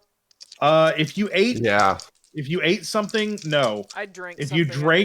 you drank more alcohol, no. But if you did neither of those things, yes. So I got a hard success on intelligence. My hard success is a 45 and I rolled a 29. Okay. I got a regular success on intelligence. Can I spin to that was cocked on my Got a heart. I mean, you're going to all stay together, so I don't know that you want to spin the Cthulhu's, but you can. Well, my int is 75 and I rolled 5, so... Oh, jeez, yeah, you're doing good. No, I have I rolled a 79 over 70 with my penalty dice. And so I could blow the luck, though. So, Ms. Rumsfeld seems to have a pretty solid idea of how to handle mazes. And there's a couple places where Marcus seems to know the idea, but it takes you the better part of 45 minutes to get through the maze. It's a pretty solid and serious maze. Ow. But about halfway through that, you find yourselves at the center. I'm going to need a sanity check from Marcus. In the center of the corn maze is a jack-o'-lantern-handed scarecrow sitting on a throne of hay bales holding a cornstalk scepter. The sign says, a sign there says, "You made it. Happy Halloween from Jack-o'-lantern, the Pumpkin King." I succeeded on my sanity check. Fantastic. You'll lose 1. Okay. As you hear in your head, "I can open your eyes," you can see what's really there. And it's, you know, that film technique where they just quickly pan in on somebody's face? It's like that. Like, you hear the voice, you see the jack-o'-lantern headed scarecrow, and then you really see his face. You know that he's talking to you, but but he doesn't move at all. Is this the thing you were talking about? Yeah, actually it is. This is what you dreamed about, Marcus? Yeah. Did you see? Have you been through this before? Have you been? Well, no. I want to look back at the farmhouse. Is there like a window from where Marcus's room would be? You actually can't see the farmhouse. The hay is the cornfield is huge, and you're not at the right angle that you can see it anymore. Okay. I'm gonna look straight at it, and I'm not gonna think it. I'm gonna say it out loud. Are you talking to me? Yeah, I'm talking to you. No, not you. I heard the voice again, and I point at the scarecrow. I need you to all give me listen checks. Still at penalty? Yes.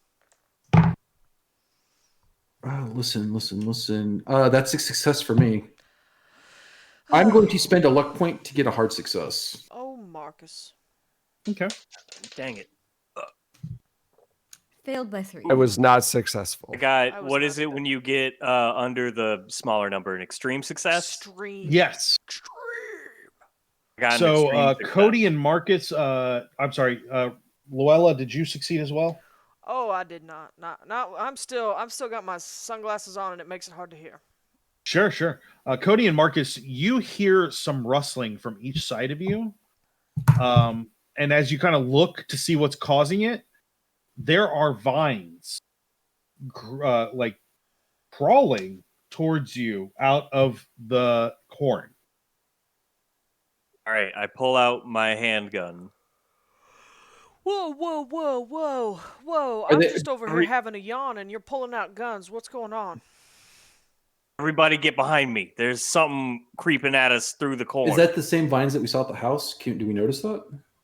They are very similar. Yeah, if you guys can't be point sure them if they're out, exactly the same, but they look very, very similar. And the area you're in is essentially just dirt, but it has been walked over enough that it is very solidly packed. Whereas just outside of the walkway into the corn, the dirt is super loose, what you would expect in a field.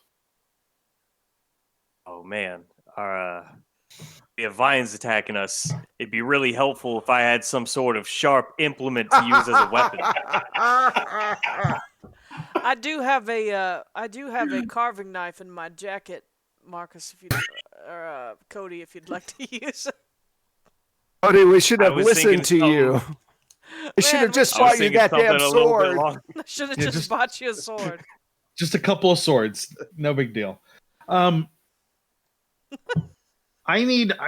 Our Spitz account was too big already. I need Kodi and Marcus to give me luck rolls. Oh. That is a roll of 12, so that's a success. Okay. Because luck, we don't do the extreme, do we? No, we do not. Okay, that's success. I have a success as well. Okay. So when you said get behind me, Marcus, you get behind Kodi, and you are just out of reach as the scepter that the Pumpkin King was holding drops behind you and hits the ground, causing quite a fright, enough that your first instinct is to panic and flee. Oh yeah, and it's up to you on whether or not that happens. Oh yeah. I'm gonna start hightailing it down the nearest unbind maze opening that I can find. Okay. So you guys all hear a little bit of a crash, and you turn around to see that the scepter that the Pumpkin King was holding has fallen, and Marcus just bolts like a rabbit. Like honestly, after hearing the crash, Kodi would probably turn around and take a shot. Okay. Roll your firearms. All right, I'm using this is the end of Marcus, not from some Cthulhu thing because of a panic gunshot. Like a gazelle. Hey, I have pretty good firearm skill. And I'm going to spend 2 luck points so I succeed. you thoroughly shoot into the scarecrow, like almost center mass. It that doesn't pump seem to king. move other than the hay bale behind it shifts, and so like the head of it kind of shifts back a little bit as well, but nothing more than what you would expect. However, Marcus is going to be out of sight real soon. Are you guys going with him or letting him go alone? I'll follow after him. I Marcus, don't run through a cornfield. All you can hear is from Marcus like, no. Lowella is just confused by all of this stuff that's happening, and everything happens so fast, and there's talk of vines. There was some kind of crash and something fell in the dirt, and then there was a gunshot, and then Marcus took off like a rabbit, and but she the scepter catches her eye, and as an antique dealer with a little bit of wanting to look at it, she reaches down and reaches for it. Oh, Lord. Okay, so I need to verify. Lowella is staying. Yeah. Marcus and Kodi have run, right? Or I'm sorry, Marcus and Reginald have run. Yep. Yeah. Right. Kodi and Beatrice, what are you two doing? Are you going or staying? I'm like on the very edge of the perimeter. I want Okay. to inspect the pumpkin. Okay. So Reginald and Marcus, I need you both to give me luck rolls. Okay. No. Can I spend luck for? No, that doesn't work. I failed it. Okay. I did not. I made my luck roll. Okay. So Reginald, you catch up to. I'm sorry. Let me back up again. Marcus, what's your movement speed? 7. And Reginald, what's yours? My movement is a 9. Oh wow. Okay. You really catch up to Marcus. Tackle You him, catch up to him pretty quick. Marcus goes to take a turn, and you're like, no, this way. And you both find your way out of the maze. It was a track. I did do track for several years, so I'm good. You find yourself out of the corn maze relatively quickly. And we're going to pause you guys there. We're going to go back to Lowella and Kodi and Beatrice. So Kodi, you're examining the hay bales and the scarecrow. Yeah. Give me a spot hidden roll. Okay.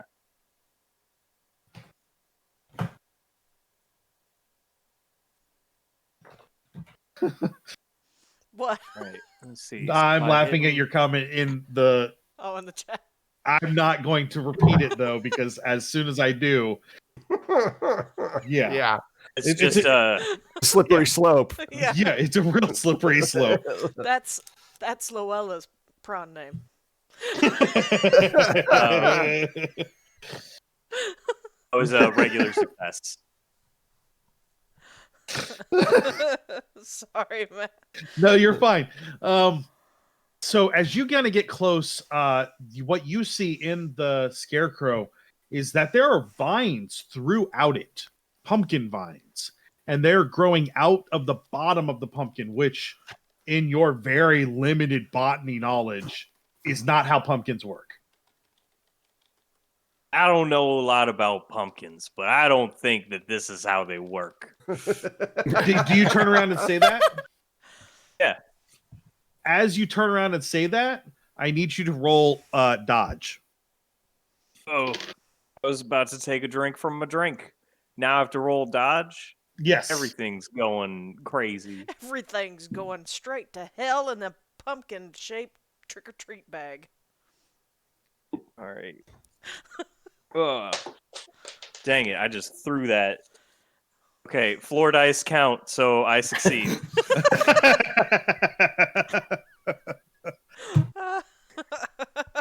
You have this unnatural sense that something is about to hit you, and you dive off of the hay bale you're standing on to look at the Pumpkin King as it stands and swings its long clawed arm at you. I need all three of you to make sanity checks. Cody just looks down at himself and says, "So this is the power of Ultra Instinct." Who's making checks? rest of Beatrice, me and Kodi, and Lowella. And their sanity checks. Yes. So happy we didn't do this in the dark. I failed. I super passed. I am super sane. Well, I mean, I'm still sane. I just didn't pass. If you failed, you're going to lose a d6. If you are, and if you succeeded, you'll lose 2. Yay, 1. I lost less than the rest of you. Is it okay if I don't lose sanity for the rest of the game? That's how that I works. mean, that's a reasonable are you- request. Are you out? Because if yes, then yeah, sure, you can just not lose any. No, my sanity is 69. Oh, no, that's solid. Nice. That's solid. So as it stands up, it takes a swipe at you. It moves to step down, and you hear a snap,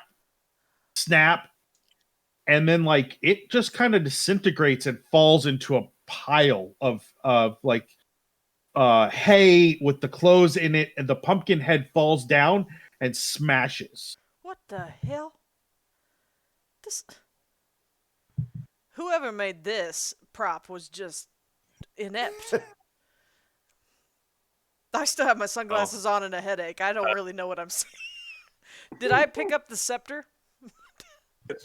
Yeah. I mean, it's just a cornstalk that has been fashioned. Oh, it's not. It's not anything that's gonna last very long. Kodi looks down at the Pumpkin King's head, thinks of a really good band name, and says, "I think we should get out of here."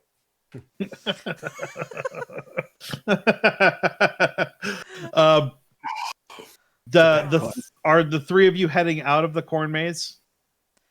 Yeah, I throw away the Pumpkin King scepter. It's a piece of crap. But no, we might need that. I should save this and give it to the Apex Buffalo man. It's fit right in with his stained doilies and his bad collection. So you guys, the 3 of you are in fact leaving? Yeah, I'm getting the hell out of here. Okay. Yeah. As you Beatrice exit, knows the way. as you exit the corn maze, you see Reginald and Marcus kind of standing off to the side. Reginald, you've managed to calm Marcus down enough to keep him from running anymore. Still hyperventilating just a little bit. Yeah, from the best sense of it, it is right around noon. But what you're seeing is that there's a fog rolling in. That's and odd. it seems to be coming from the other side of the corn maze, so from the south. And Yeah, it is that's totally a normal. thick fog, and it's only it's not coming up very high, but it's like waist high thick fog, and everything above that seems to be pretty good, but it is rolling over the town and going through the whole area. And you do feel a temperature drop by probably 8 or 9 degrees. Oh, So it went from kind of like, ooh, it's a warm, sunny-ish day to, ooh, it's a bit chilly. And then you also notice that the clouds have moved and are blocking the sun. It doesn't look like it's going to rain, but it's definitely not friendly weather anymore.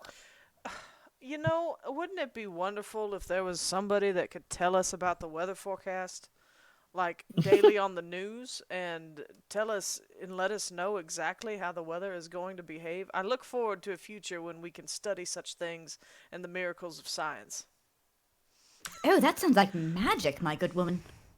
I know. I look forward to that. I mean, in this town, there's so much happening. Maybe there's somebody who can perform such magic. Marcus, why in the hell did you take off running like that? You made the poor man shoot. You could have died. No, it wasn't. No, it was the staff, the stick that fell. That's all that. I just was a little jumpy. And then the whole thing. It was talking to me again. It tried to attack me. Okay, he's not allowed to have alcohol anymore because I feel as though he's allergic. As Oh, that scarecrow very much tried to attack me as well. Like it stood up. You guys were there. You saw stood it. up. It turned. It stood up and it fell apart. It fell apart. That's what it did. It fell apart, Very and it looked like it moved. distinctly. Look, The the hand the was- the the hand pumpkin was top vines heavy. were inside. Were inside the thing. The vines are what's causing all this to happen. I've decided. My good man, are you in need of a sanitarium? Look, there's been a bunch of weird stuff happening. Everywhere we go that bad stuff happens, we see some vines appear. I'm just saying, I'm putting 2 and 2 together, and I'm coming out with 4. Do you think it was pumpkin vines that It's we saw last night around the house in the dark? Yes, the limited botany knowledge that I have tells me that they are. You don't strike me as a botanist. It's limited. I minored when I went. Minored in botany. At Pinkerton you School. At the School of Hard Knocks, yeah. Yeah. You have to pick one. At least that's what Natural my science. counselor said. Have to pick one natural science to take after your gun courses in Pinkerton School for agents and How not to push up daisies. There was this girl I liked in college, and she wanted to be a botanist, so I minored in it to I don't need to explain myself to you guys. You don't pay me to be interrogated. Is there a parade happening? Do I see the floats? Do I see I think we are on different kinds of parades. There is a parade of people that is about to start. I know. We are actually going to take a break because I realize we've run a little long before we take our break. Let's try and keep it to 10 minutes, and we'll be right back. All right, so everybody can stretch their legs real quick. Alrighty, we'll be right back, folks. Thank See everybody in a you minute. so much. Maybe. There we go.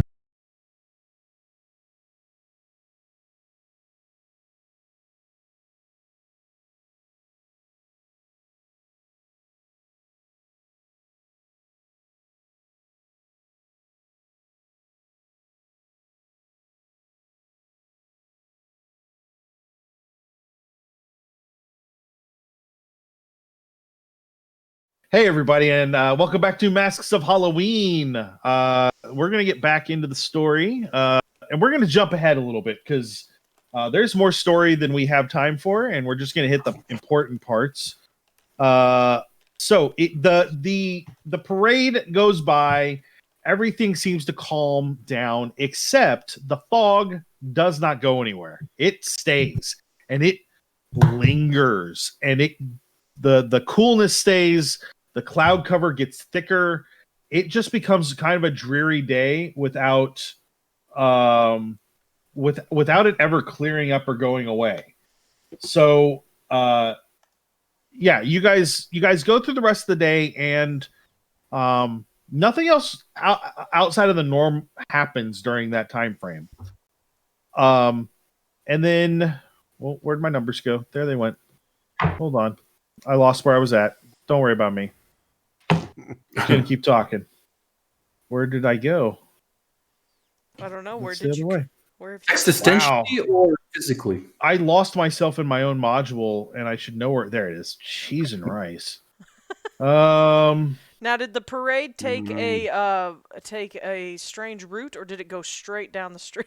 It essentially weaved its way through town. Are the people happy in the parade, or are they all dead-eyed like, oh god? Oh, no, this they're is very excited. It's mostly kids and teens and a couple of adults, but it weaves its way through town and ends at the farm. So the parade was totally normal and happy. Yeah. At So least- you guys are at least kind of one thing can be. you're enjoying the ambiance, and shortly after dinner, there's a big bonfire out at the farm. And everyone's just enjoying themselves. There was a cookout, so you guys got to try some very rustic food like hot dogs. What are these tubes with meat? I'm sure we've had Tubes. sausages before. Look, we're from New York. Oh yeah, we've Yeah. had street food, hot Yeah. links. We've had it all. It's Yeah. hot tamales. I've had elevated street food, I'd say. Yeah, Okay, no more banter. I'm sorry. No, you guys are all right. We just need to play these characters with no plot sometime. As the sun finally kind of goes away and the last bits of twilight turn into night, every jack-o'-lantern in town, the candles flare brighter and they scream. All of them. Oh. It echoes through the town in a way that is not heard. Everyone is very unnerved by it. I need everybody to give me a sanity check. And this is where my sanity So my breaks. 4 hours went off, so I'm not on penalty anymore, right? You are not. That is correct. Okay. Just so you know, to my character sheet just now, I added the title Kingslayer. Yeah. And I passed my sanity check. I failed mine. Well, I was going to fudge, and I rolled 3 sets of dice, and they all came out the same. So that's what I get for trying to cheat. If you succeeded, you will lose a D6. If you failed, you'll lose a D8. And that's a halved D6? Wes looks like he's... No, you just lose a straight D6.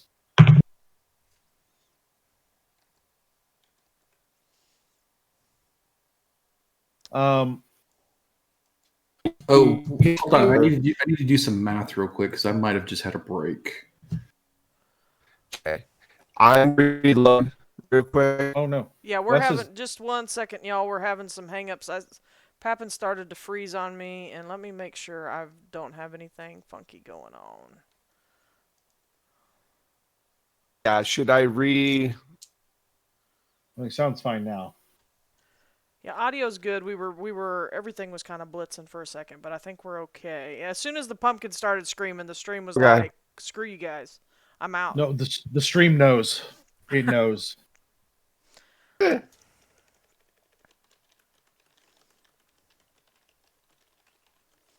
yeah, I failed. I lost 5. What were you saying something, Wes? I thought I had froze and I was wondering if I should reload, but now am I okay? fine. Yeah, you look good. Yeah, you sound okay. Yeah. I think you looks like you're moving around just fine. Yeah. We're all good. As the screaming of the jack-o'-lantern ceases, there's still screaming going on. But it's coming from the cornfield as you see, I don't know, half dozen teenagers, 3 boys, 3 girls, come running out. And you hear, "It's alive! It killed Amy and ate Chuck! Run!" And they bolt towards town. Poor Chuck. Well, I knew him well. My detective skills tell me that there's probably trouble in the corn maze, and I should check it out. Wow. Can I get every one of you to give me a spot hidden?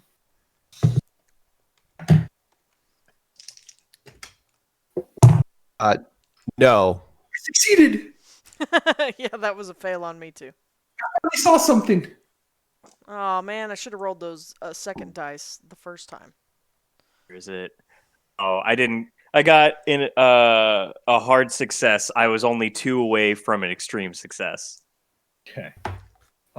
So if you succeeded, you see Mr. Glover kind of behind one of the tables where they're serving food. He is very disturbed. But what you see is an older man carrying an axe walk up behind him and cut his head off. And just one quick swipe of this wood axe. Who loses their head? Mr. Glover. Mr. Glover. and the old man says, "Now I will have my farm back."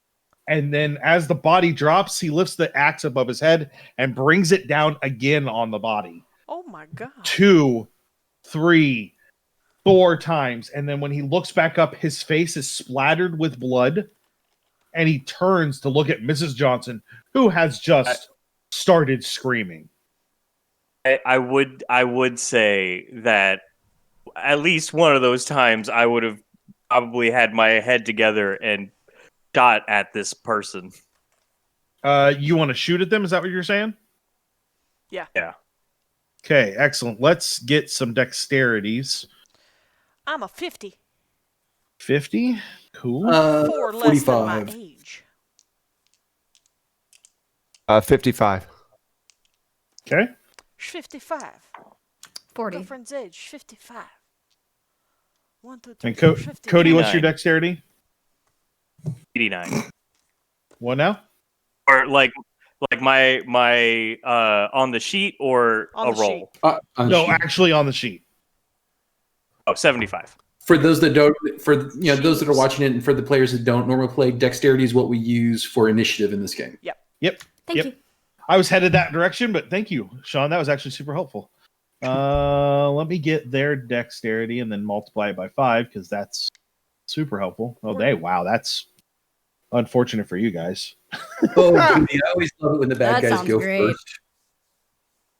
I mean, if they're going faster than Banks, then they're, good on them. That because they're Dexy. I need a shirt that says "I'm Dexy." That's gonna be our first. I think shirt is gonna be on Quiet Gentleman Entertainment. Maybe It needs to be. Dixie's Midnight Runner, or Yeah, and it just says "Come on, Eileen" on the back. yep. That's unhelpful module.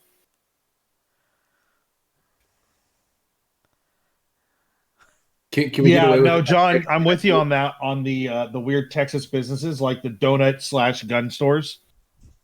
The what? Yeah, it's donuts, liquor, and guns. That's There are no beautiful. less than Really? 2 of those within 10 minutes of where Roxy yeah. lives right now. We're Well, look, when we you get up lean at hard 4 into it. a.m. to go hunt, you need the donuts. You pick up the liquor for midday. They also sell bait. When I lived in There San are Antonio, easier ways to get holes in donuts. Are there more fun ways? It's when the No. donuts are it's the donuts in the adult bookstore that are the same that we're like, this isn't a good way to get Oh. Oh, my filter kicked in. your filter kicked in. My filter kicked in. I do remember a San Antonio drive-through liquor store, which was interesting. In Shreveport, drive-through daiquiris are huge in Louisiana. It's like they just take, but you don't drink and drive because they tape the straw down. So as long as the straw is taped down, no one can have a drink out of that alcoholic Yeah, daiquiri. definitely, course. I definitely. mean, since we're in the Baptist Bible Belt, you still cannot buy beer on Sunday before noon here. That is true. Yeah. That is the same in Indiana. You have between noon and 8 p.m. And if you don't get it then, you're out of luck. So So- the first time I went to a Bonds on the West Coast, it totally shocked me when I saw hard liquor for sale in a grocery store. Yeah. So, Kodi, you are not first to act, but it is now your turn. Okay, I'm gonna shoot this dude in the head. Okay. Oh, so a couple of things about combat, which we should cover right now. Okay. When engaging in combat as the aggressor, just let me know what you're going to do. That's fine. As a defender, you're going to have 2 options. You have the option to fight back and the option to dodge. Fighting back will be rolling whatever your combat skill is. Dodging will be rolling dodge. If you roll dodge and you both tie at the same level of success, the defender wins. If you fight back and you both tie, the attacker wins. So unless you're really good at attacking, it is usually better to dodge. Does that all make sense? Right. So go ahead and you're going to shoot the guy. With my handgun. Go for it. Right. That is a success. Okay. Is it a regular success? Yes. He also gets a regular success on his dodge. So you fire, and he kind of just barely gets out of the way in time and turns his eyes from Mrs. Glover to you. Real quick question about your gun. What kind of gun do you have? Okay. A gun. I don't. Are you So- a it revolver? doesn't Are you a exactly seem- semi-automatic? What, like? I'd say probably a semi-automatic. Because I don't So- think you have. Yeah, you probably would a have gun the on here. 1911. Yeah, I was gonna say it'd be a 1911, so that's the 1d10 plus 4? Yeah, I think so. Hold on. I only have unarmed under weapons, but like I have a handgun skill that's pretty high. So I Yeah. figured And I would that have absolutely one. makes sense. So let's Yeah, the assume. 1911 is 1d10 plus 2. Okay, and then how many rounds does it hold? 10. So we'll assume that you reloaded from when you fired earlier. So you have fired one. You're down now down to 9. That is something that we will definitely keep track of. 7 per clip, so he's down to 6. Oh, down to 6. Okay, so there you go. So that's something to keep in mind, Papin, as we go forward. Yeah, I will say that I missed your thing in chat 2-3 weeks ago, and I did gear out Lowella a little bit, but it's nothing like over the top. It's like mace. I don't mind you guys having that I have knives and stuff. I don't need. I just didn't want swords that didn't really make sense. I do have a derringer because I felt like it was a stately thing for a lady to have. Oh, sure, but you get like 2 shots out of that. Yeah, I mean, I have nothing done. that's super. Like I said, I have mace is probably my most effective weapon for what I can do. How much damage will a little leather-bound journal do if I throw it at somebody? I have no idea. 1d4. Maybe a D4. So chemical mace was not developed until the 60s, Roxy. Oh, it's listed as a thing in the 1920s in the book. Well, that's Cause interesting. We have maybe it's a different kind of mace then. Probably because David and I have it in the other one. Is it? I mean, is it? We've talked about it. You ordered it for us. Is it Yeah, you did. Is it chemical mace or is it like the weapon? It's literally mace. I mean, it's got 25 squirts, so you tell me. Both. It would probably be closer to mustard gas. I was gonna say it's probably pepper spray. It's probably like literally pepper spray. Yeah, it looks like there's the chemical mace is different than what probably you have. It's probably just a proto version. Yeah, this is just a stun. You're right, so you're fine. Yeah, it's not industrial grade murder. No. Yeah, it's just stun. Spray. But anyway. So you So I shoot at him and he neos out of the way. Yeah, a little bit. After you is Reginald. What are you doing? So He moves like they do. So this guy just cuts off this guy's head and chops him a bunch of times and then starts making his way. Correct? He hasn't moved yet. He just looked at Kodi. Okay. I'm going to back up behind Kodi as far as I can. Okay. He's got the gun. No, that's fine. Good deal. Old man Johnson comes over the table across the floor, the ground towards you, Kodi. He's going to swing on you. Are you going to dodge or are you going to fight back? I'm going to fight back. By shooting him? Or are you going to use brawl? I'm going to use brawl because I have a slightly better chance. That's perfectly fair. He swings his axe. I got to get to his stats. His stats are not together. Yeah. Okay. Go ahead. I succeed. Did you get regular success? Yeah, I rolled a 73 on a 75. Okay. Yeah, he did way better. Okay. Do you want here? How much way better? Can I spend luck? You cannot spend luck on contested combat. rolls like combat. Okay. And by way better, I mean I rolled a 3. Oh, so that's- like yeah, that's- even giving you a reroll I wouldn't don't. help. So a couple of other things about combat. When you take damage, if you take damage equal to half your life, you take a major wound. And that's half of your total life, no matter where you're at on your hit points. If you take a major wound, you will fall prone. If you have a major wound and would then be dealt another major wound, you're dying or you're dead instead of unconscious. So something to keep in mind. Okay. You're going to take 7 points of damage as he hits you pretty solidly with this axe. All right, that takes me from 17 to 10. So that's not half, Correct. so that's fine. Not quite half, but it is still a pretty Still a lot. solid hit. And then you hear him cackling as he swings and muttering something about how interlopers won't stand between him and taking his farm back, and that the stone told him that this would happen. don't think I like this guy. After Old Man Johnson is Marcus. Come on, Marcus, show us your inner lion here. Inner warrior. Yeah, go for it. You know what? I'm going to play this like I've had a slight psychotic break because I imagined seeing someone being beheaded would have pushed me over that edge. Sure. So I am, I'm going to run at Old Man Johnson, and I am going to try to knock him down. Okay. So you'll roll your fighting brawl. He is at a penalty dice because he has already dodged once this round, but he's going to attempt to dodge. 20. That is. Oh, you succeed. He completely failed. So roll a d4 plus your you don't have a damage bonus, so just a d4. Do not have a damage bonus, yeah. 3. Okay.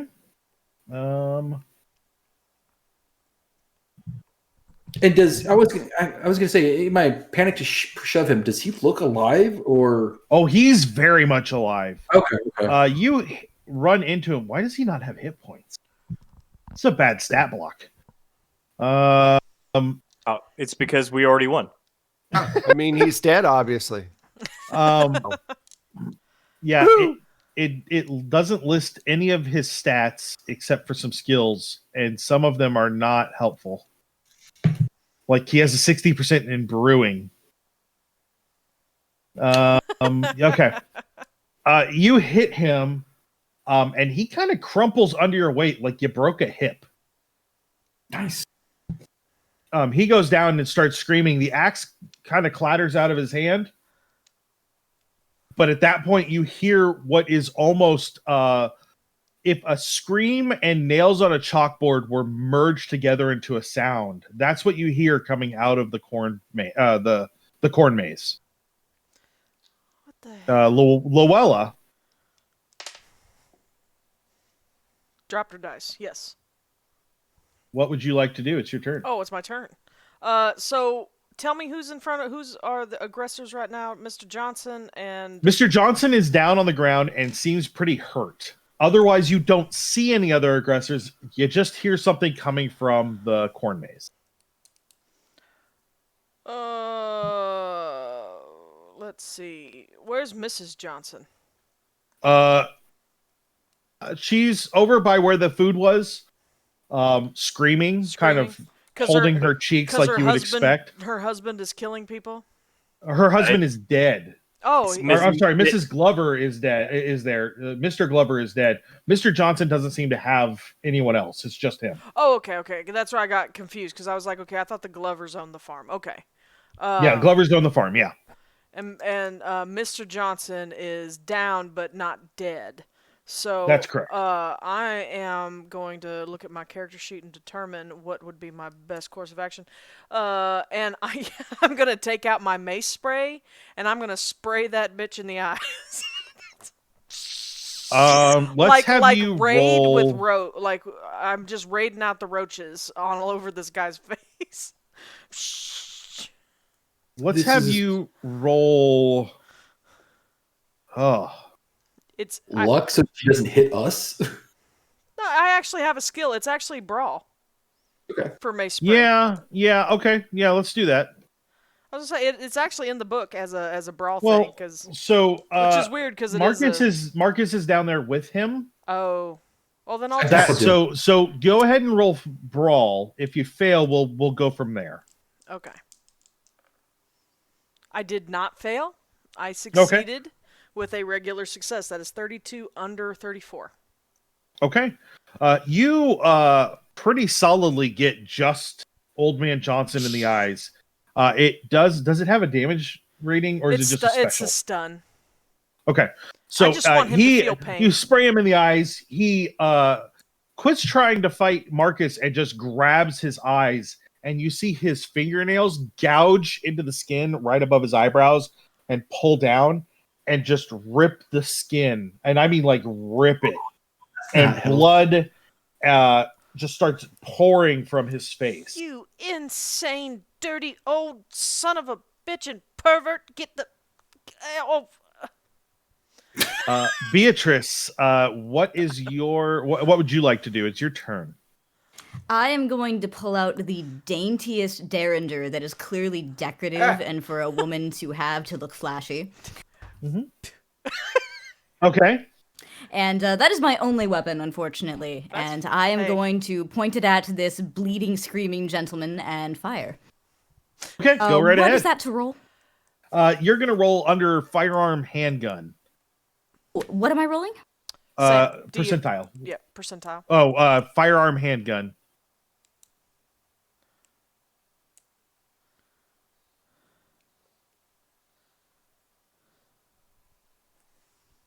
Just trying to find it. That's all right. Yeah, it's second column, like third fifth one name down? skill. Fifth one. Yeah, fifth line. And I need to roll under, you said? Yes. Yeah, under the 50. I hit nothing. Okay. So you fire. It hits the ground next to him. He screams a little more. I think I scream a little bit too, because I'm down there with him. Marcus pees himself. A little bit. I need everyone to give me a spot hidden.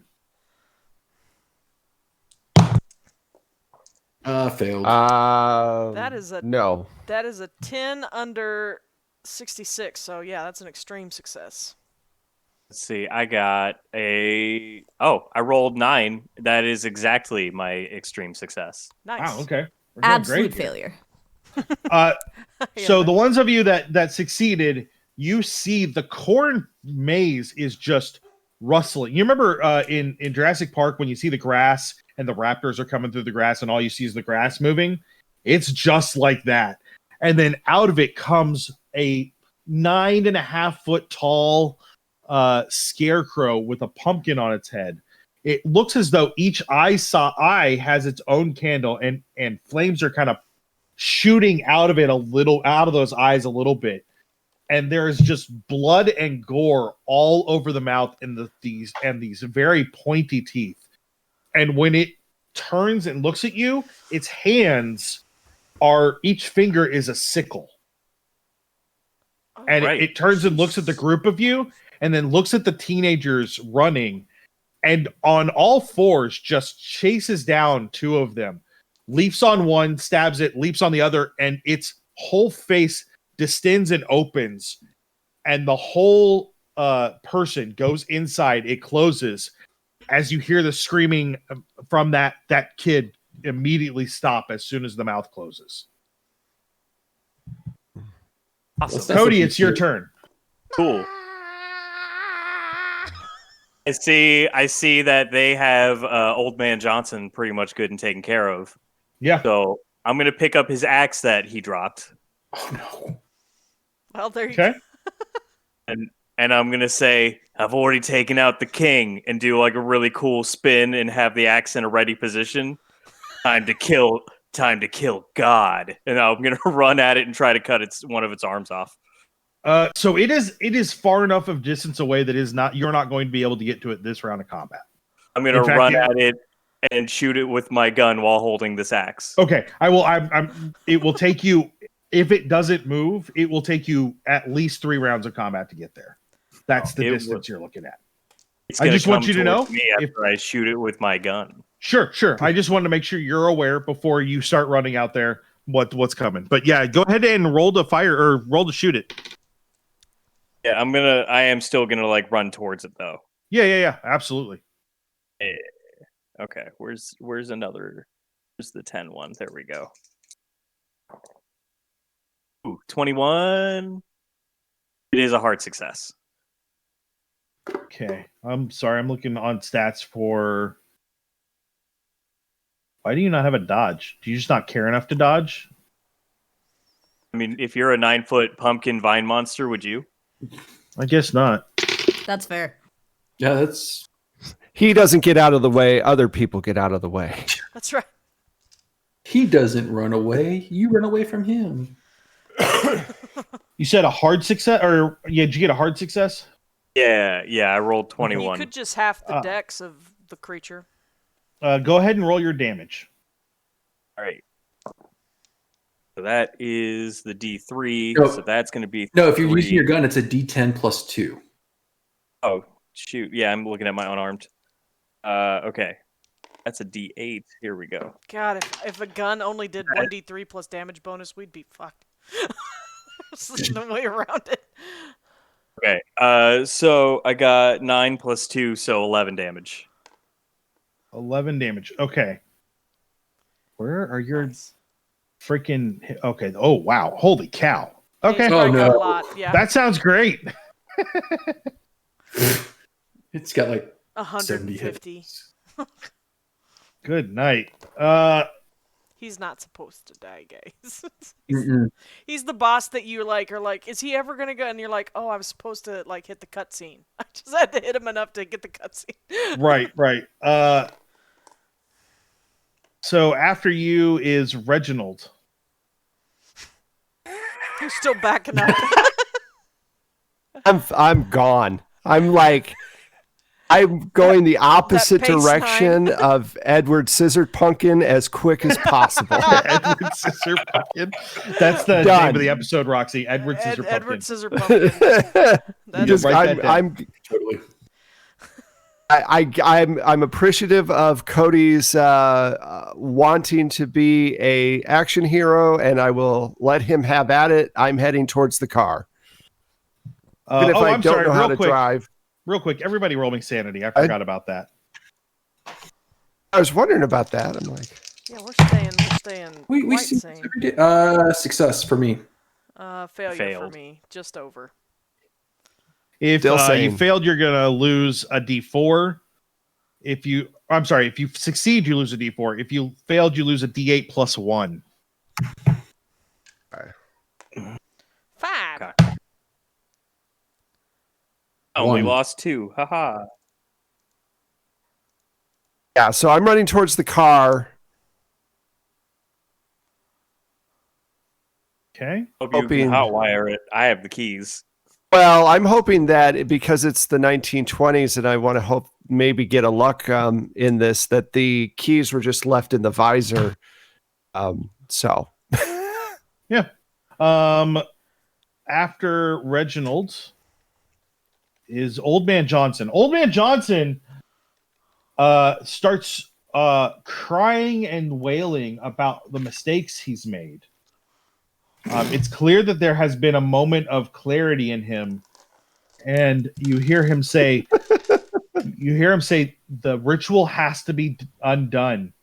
You must destroy, or you must undo the ritual at the stone. And that's his turn. Marcus. So I'm still on the ground with Old Man Johnson. Yep. I'm gonna shout at him because that's at the level we're at. There's no subtlety. I'm just shouting. What stone? Where is it at? What are you talking about? In the forest. It's in the forest south west of the house. Maybe a few hundred yards, but the ritual papers are in my pocket, and he motions, but his hands are bloody from almost scratching his eyes out, but he motions at like the inner pocket inside his grab little him. vest. Grab them, open them up, and see what. I mean, I'm not fighting any of this stuff. Yeah. No, you Yeah. have to smart us out of this, Marcus. So You pull the ritual out, or the paper out. Roll me an occult. Okay. Oh, it's a hard success. I rolled a 16. Do you want to spend a couple points and make that an extreme success? Yes, definitely. I didn't know if I could since we were technically in combat. This is technically not a combat roll, so I'll allow it. yeah, it's mostly on like Um, shooting and things like that you can't Let's see. dodge. So Yeah. I spent 3 points for an extreme success. So looking at it, you're gonna it would be a way easier to do this with at least one more person. But it's gonna take at least a minute to do this ritual appropriately. I'm gonna holler. Oh, and you also need a candle, a bowl, and some water. Great. I know this is the middle of combat, but I'm gonna like, guys, I know how to stop this. I need a bowl, a candle, and some water, and we need to go to the forest. Okay, All of a Angus sudden, we're MacGyver. Yeah. Okay, Angus MacGyver, we'll be on our way. Paper clips, some bubble gum, and I'm gonna need a shoestring, 3 paper clips. So go check the food table. Someone go check the food table. See if there's some bowls over there. We're all just running around. I just take off running for the There's a food ca- table. Yeah.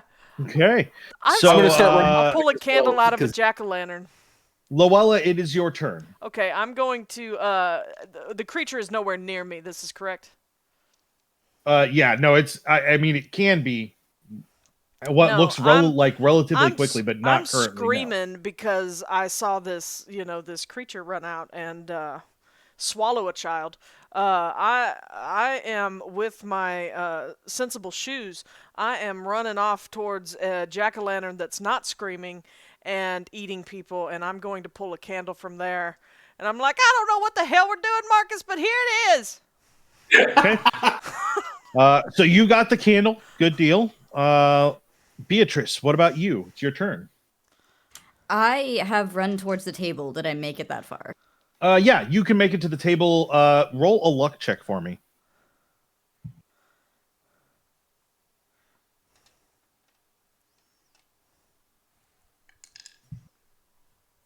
I unfortunately failed it.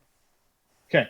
So you find a bowl, but it's like a big punch bowl, and it is currently full of punch. I dump the punch out and start running back with it. Okay, cool. Fantastic. Pumpkin time. Reginald, you are running. I need you to Right. give me a dodge roll. okay. So dodge is twice my dex, right? I'm kidding. Yes. It should be on the bottom right of that first page. I was joking. Oh, okay. He knows I how missed to my dodge by 3 percentage points. Here. Unfortunately, this is a combat roll. But that was I cocked. know. That was cocked. Oh, that was cocked. So you That should was re-roll cocked. that. Oh well, there you go. 19. Thank you. You're Okay. welcome. Nice. So you feel your feet tugged on a little bit, and like something's trying to grab your ankles as you see while you're running, these vines, these pumpkin vines are bursting out of the ground, grabbing at you as you go. Fuck this shit. You keep just, running, I take it? Or no, I'm Yeah, sorry. did it's not I even your hear- turn. Hold on. Right. I do just have a quick question. Did I hear Marcus yell out all of that information? Yes, absolutely. Yeah, I wasn't being Okay, quiet so about when it. it's my turn, I'll tell you what I end up doing. Then. Absolutely. Kodi, it's your turn. The All right. pumpkin king just stood like up straight. It's full 9.5 feet, and then like jazz hands for at nothing. You don't know what it did, but it did something, but it just kind of stayed there. All right, I'm gonna run at it some more and then take a second shot at it. Sure. Give me a roll.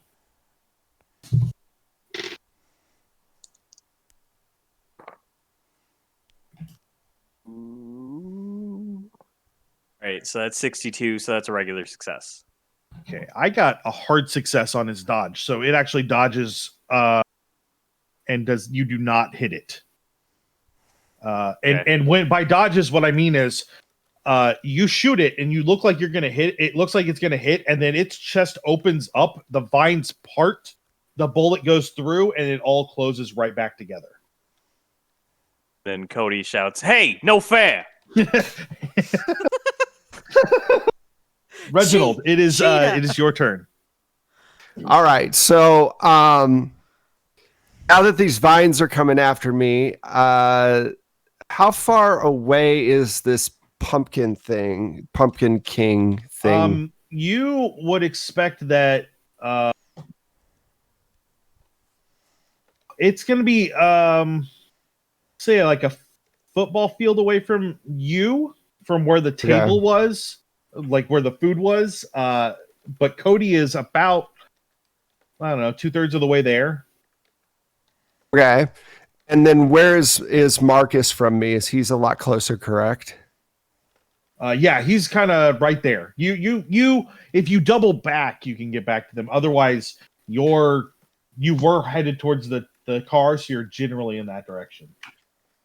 All right, so I'll double back because if he's got a plan to stop it, then I will attempt to get back to him to help out. Because obviously, if this thing can get anywhere in the town, even in the car, I'm not going to be very safe. So sure. I do a loop around back towards Marcus, avoiding the vines if I can. Give me a spot hidden.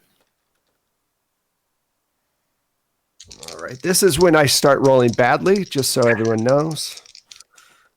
I've used up. Oh, that was an 80. So no, I'm. You not can spotting spend anything. luck. Now's the time Oh, to do true. How far do you And have to I have most of mine. 80. Let's see. My spot hidden is. Where is it? Ah, there it is.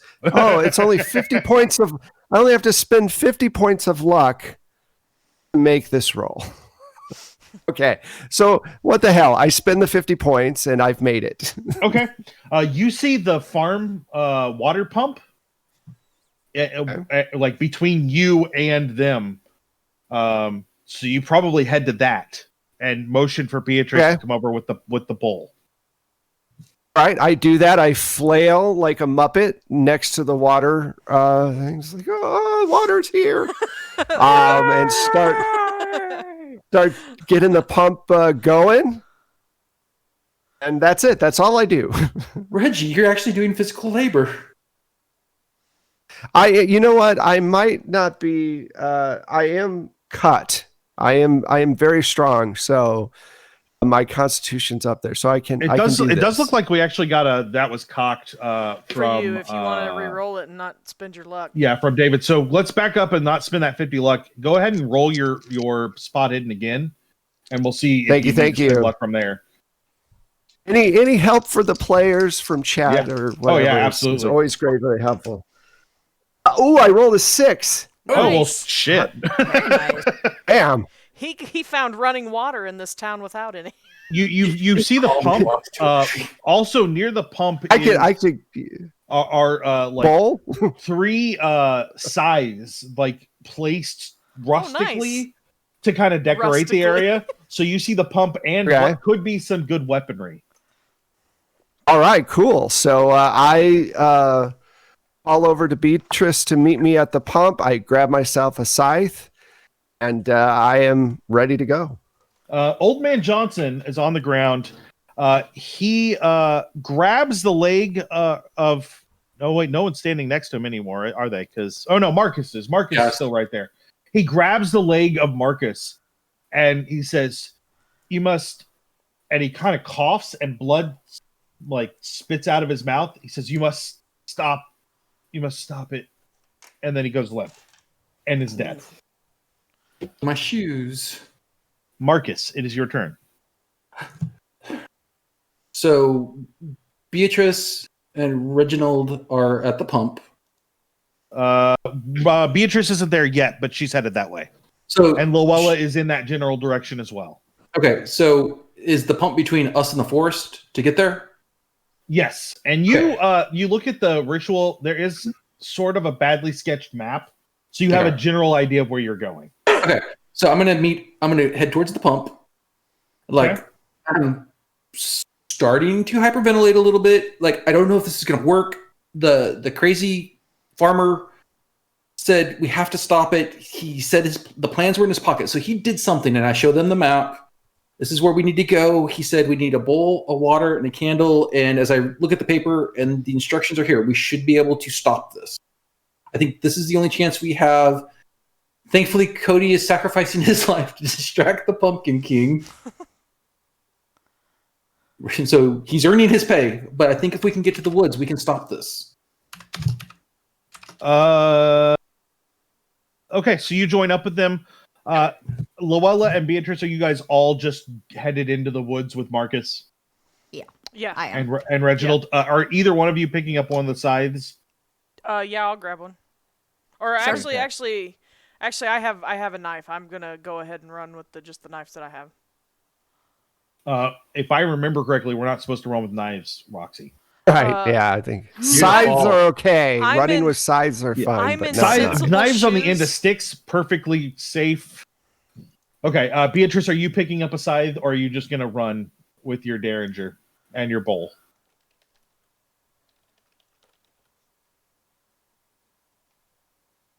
Blue, that's you.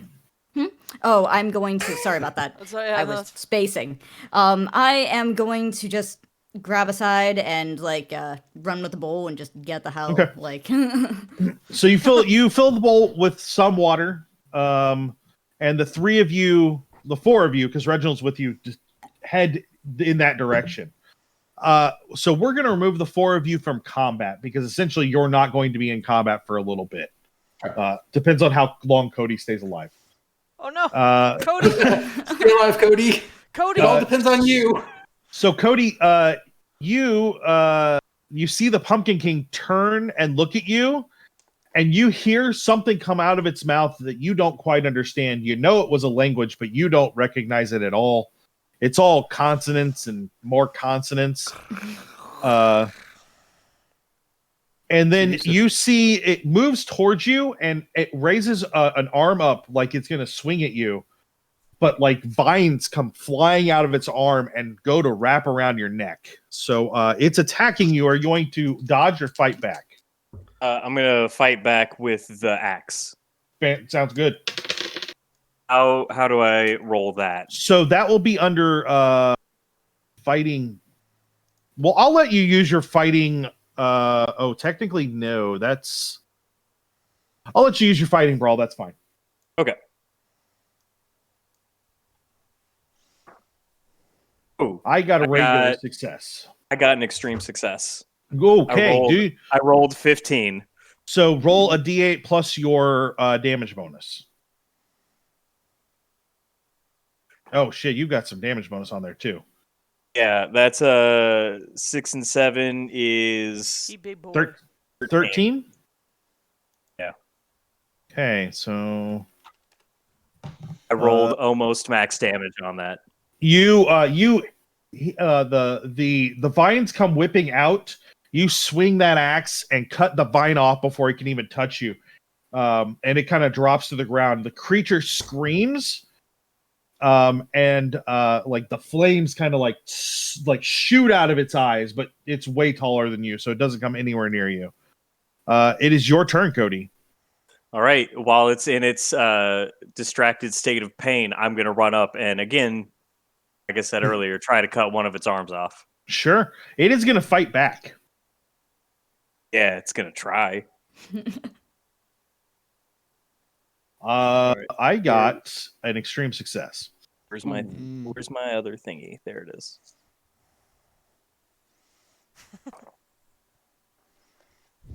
I didn't. I just got a regular success. Okay. That was cocked. Okay, cool. Yeah. Hey, you know Okay. what? Let's do it.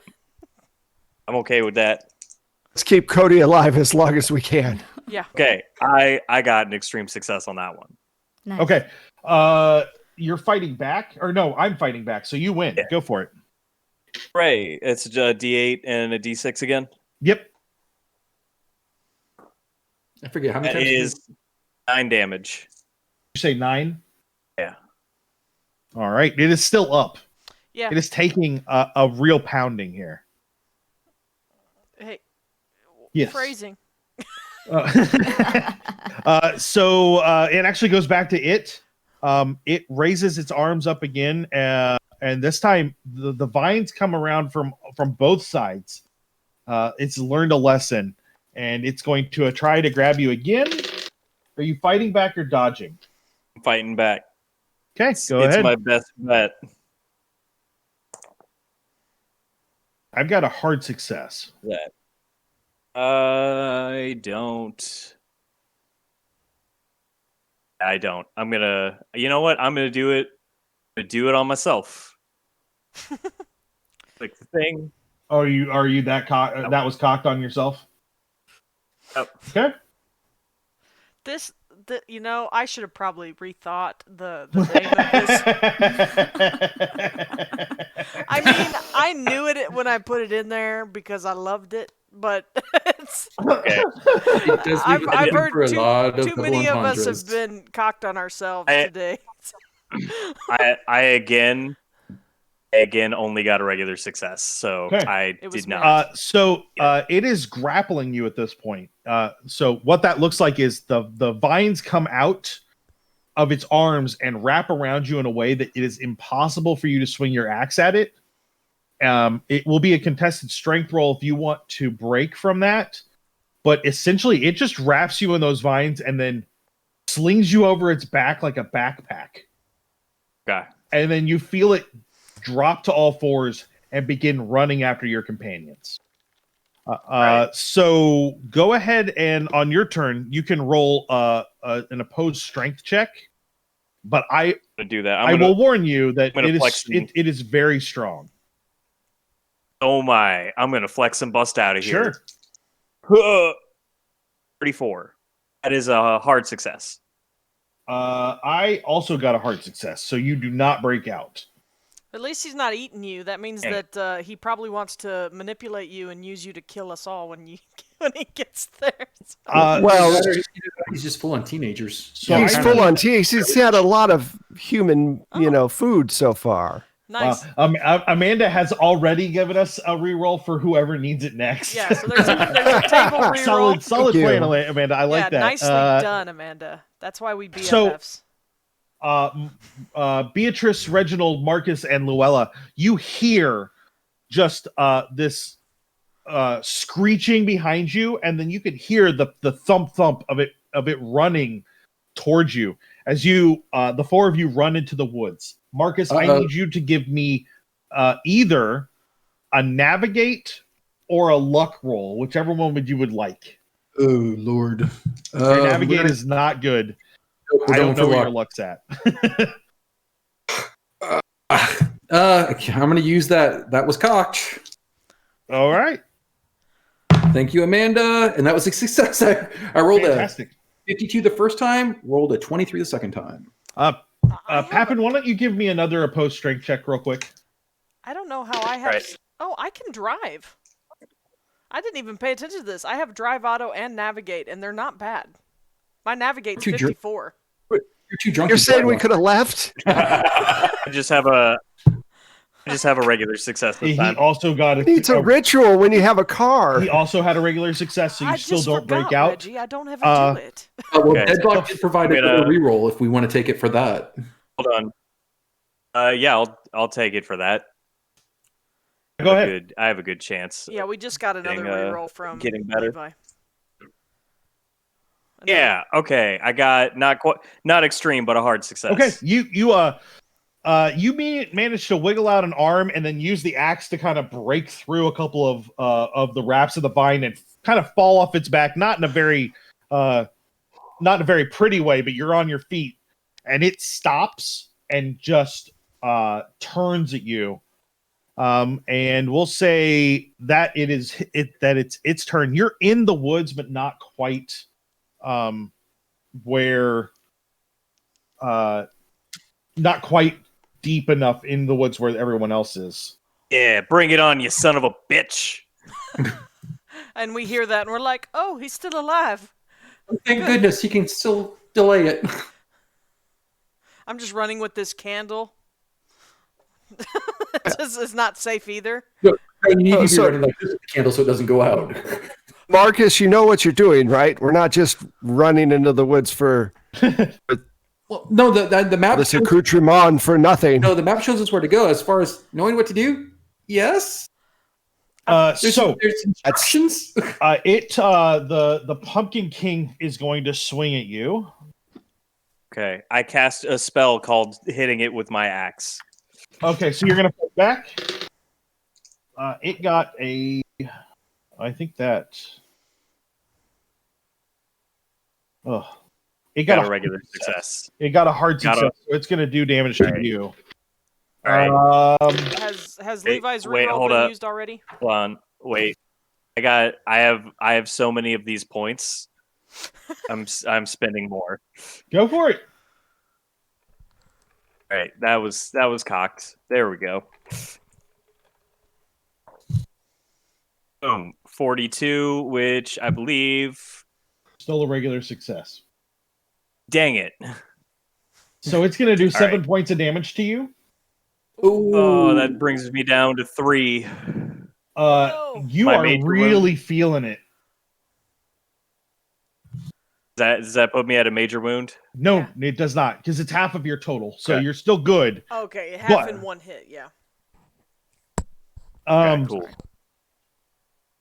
It is your turn if you want to attack it back. I mean, it's Or attack if you want to attack it. It's 10 to 3, Papin. So I mean, you made it to the end, even if Yeah, something happened. yeah. I got 5 more minutes before I meet the part where I promise to kill you guys. I'm attacking it. Go for it. Boom. Okay, that was a hard success. It fights back and gets a regular success. Go ahead and do your damage. A pumpkin-y piece of something. 6 damage. Okay. We're just plinking away at this guy. So the 4 of Papin's you, plinking away. Not to use another game's terminology, but is it bloodied? yes, it is bloodied and has been for it was before this last hit, but also every time you hit it, you seem to be doing less damage than you think you should. Oh, dang it. I don't like that. And I Yeah, think the no, correct nobody term, likes that. I think the correct term for scarecrow is it sappy? Is it sappy? The 4 of you get into the woods and see a small-ish clearing with a stone that looks more like almost an altar than anything, right in front of a giant oak tree. You run up on it. It's very clear that the spell, the thing that you have, Marcus, wants you to put the bowl on the altar. Sorry. With the lit candle to the north of it, which someone's going to need to roll navigate. I can do that. I had the candle, and I'm a navigator. And then you're all going to have to chant for a minute. And at the conclusion of the minute-long chant, someone will need to lift the candle up and dump it into the water. I passed, by the way. Okay, fantastic. So you get it where you think it should be. And I need all 4 of you to roll a cult.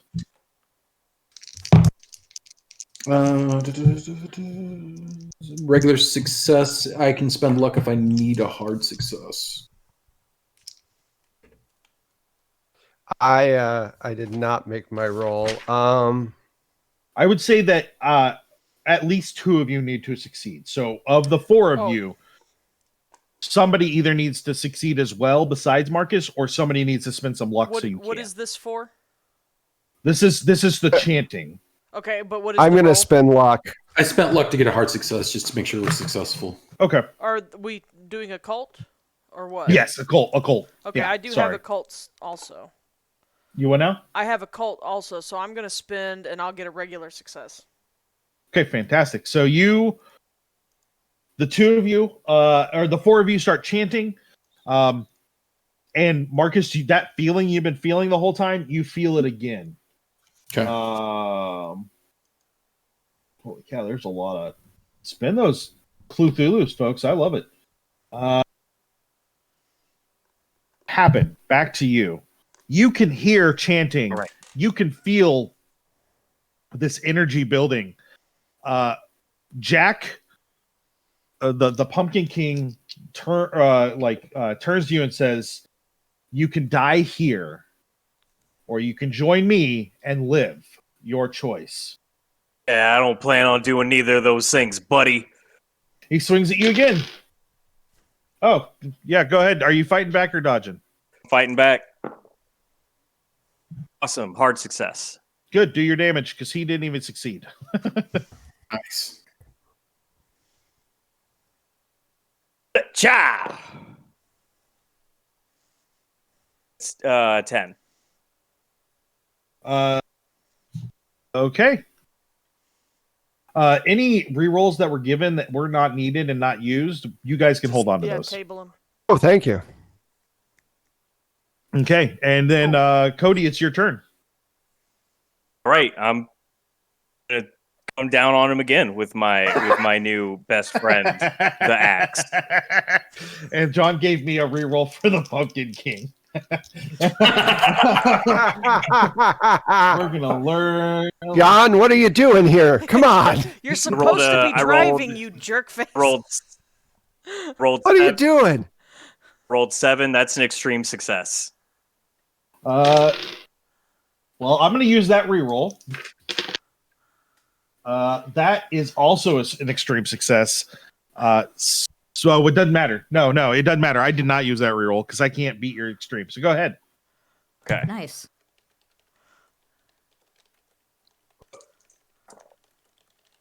8 and 5.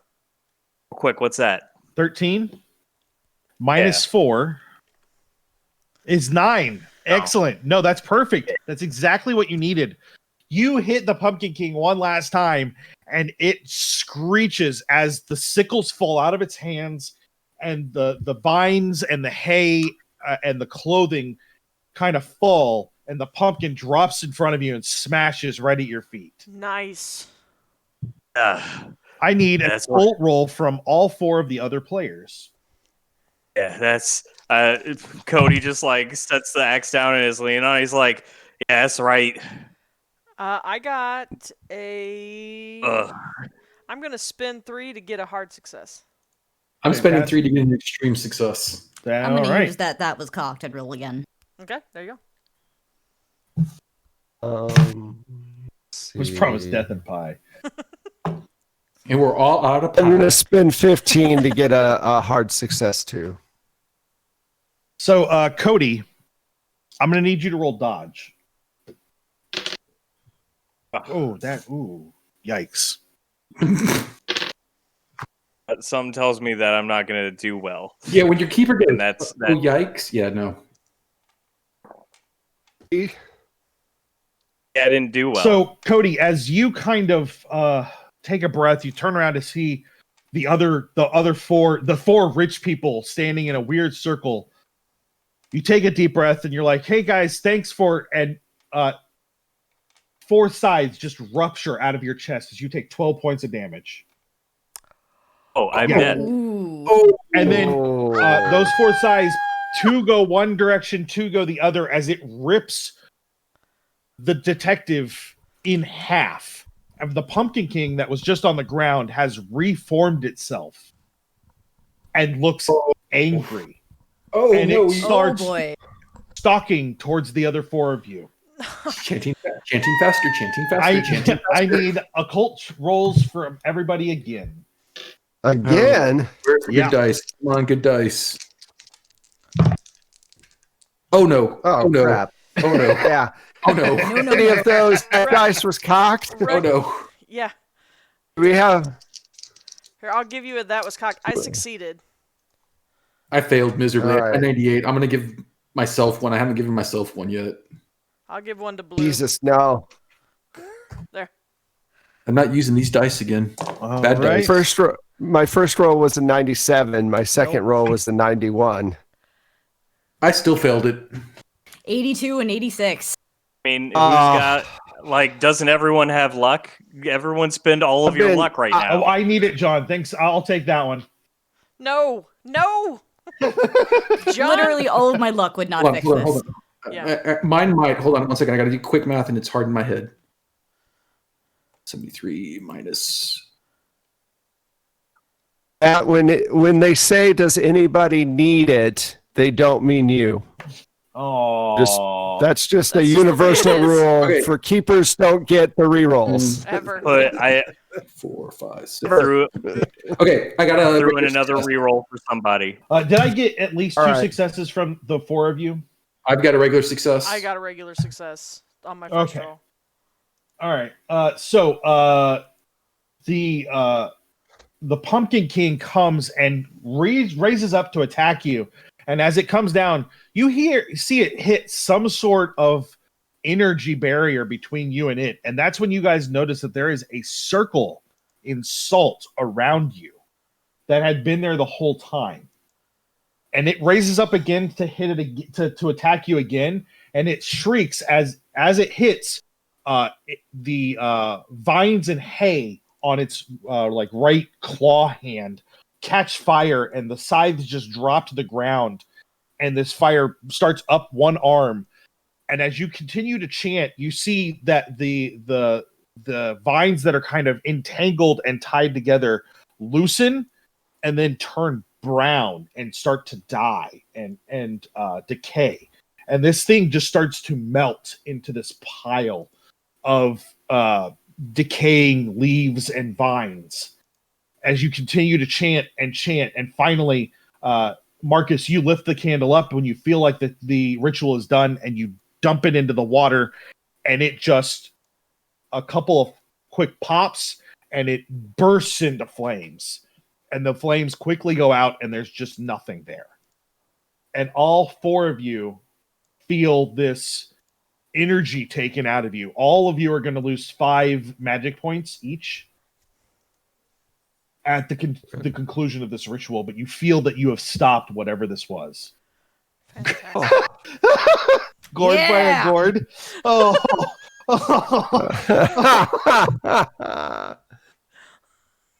So that's it. That's the story, guys. That was horrific, and now we're going to have to find another Pinkerton. God, you know how hard it is to get a good Pinkerton nowadays. Pinkerton You're slowly running out. For the record, I feel pretty good about hitting that 355 mark, or I guess 255 for you folks in the central time frame. But I told John exactly when I expected to kill you, and I got lucky. So we've got other shows. Tuesday is Tomes of Isolation. I'm going to keep playing Vampire the Masquerade Night Road. On Thursday, we've got Illuminated Page will be back. A week from Thursday is going to be Growing Shadows. And then Friday, I'll be playing Crown of Solasta. Blue, how often are you streaming right now? Most days. Most days. And you, last time I watched you, you were playing Hades. Are you still playing Hades? You're playing other stuff too? Hades, Darkest Dungeon. Today's just going to be a Halloween stream, but various, mostly roguelikes. Fantastic. And then what about you, Wes? Tell us about your podcasts and where we can find them. Well, today we just put out our Fear Itself Halloween special. It's a 2-part episode. So when you're not watching a stream and you need something to listen to, go to 12-Sided Stories, and we've got Cthulhu, we've got our Fear Itself, today's Witness, we've got Cyberpunk and a lot of different stuff. So just go to 12sidedstories.com and check out all the links to all the different podcasts. And friend of the show, Michael Holmes, is on that Halloween one, is he not?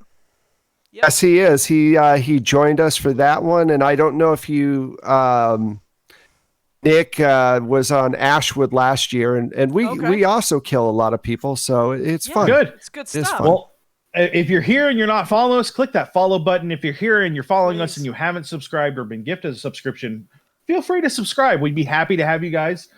Every little bit that comes to us helps out and keeps us moving around and keeps me murdering my players. Yep. So definitely come and check out Facebook and Twitter and YouTube. And we got our Discord up too, so you guys can come over on the Discord. I have dropped a bunch of links. I've dropped a bunch of links for our Facebook, YouTube, Discord. Please, we would love to play, or we'd love to chat with y'all in the Discord and grow that community. We talk about food, dogs, lots of food talk in there. We talk about other games and things like that. It's a good time. It's a good time. So join us over there, and we'll have a lot of fun. Yeah, David, that is 12-sided stories.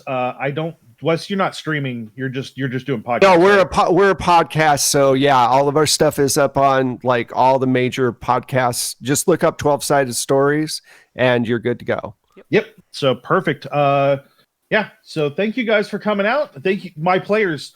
Were the real heroes here. Even Papin, who got gored by a gourd. Thank you guys for playing. This was a fantastic story, and we will be back for another special game around Christmas time. I already have some plans. So Thank you guys for coming out, and we will talk to you guys Tuesday. We'll see y'all. And Thank you in so case much. in case we decide to do a spin-off story, I updated my character sheet to Kodi Banks Spirit Detective. Excellent. Is he going to be It's great. the spirit of the spirit of Halloween past that's going to visit us? Yes, that's exactly what he's going to be. Nice. All right, well, we love you guys, and we'll see y'all later. Bye. Bye, guys. See you later. Bye. Bye.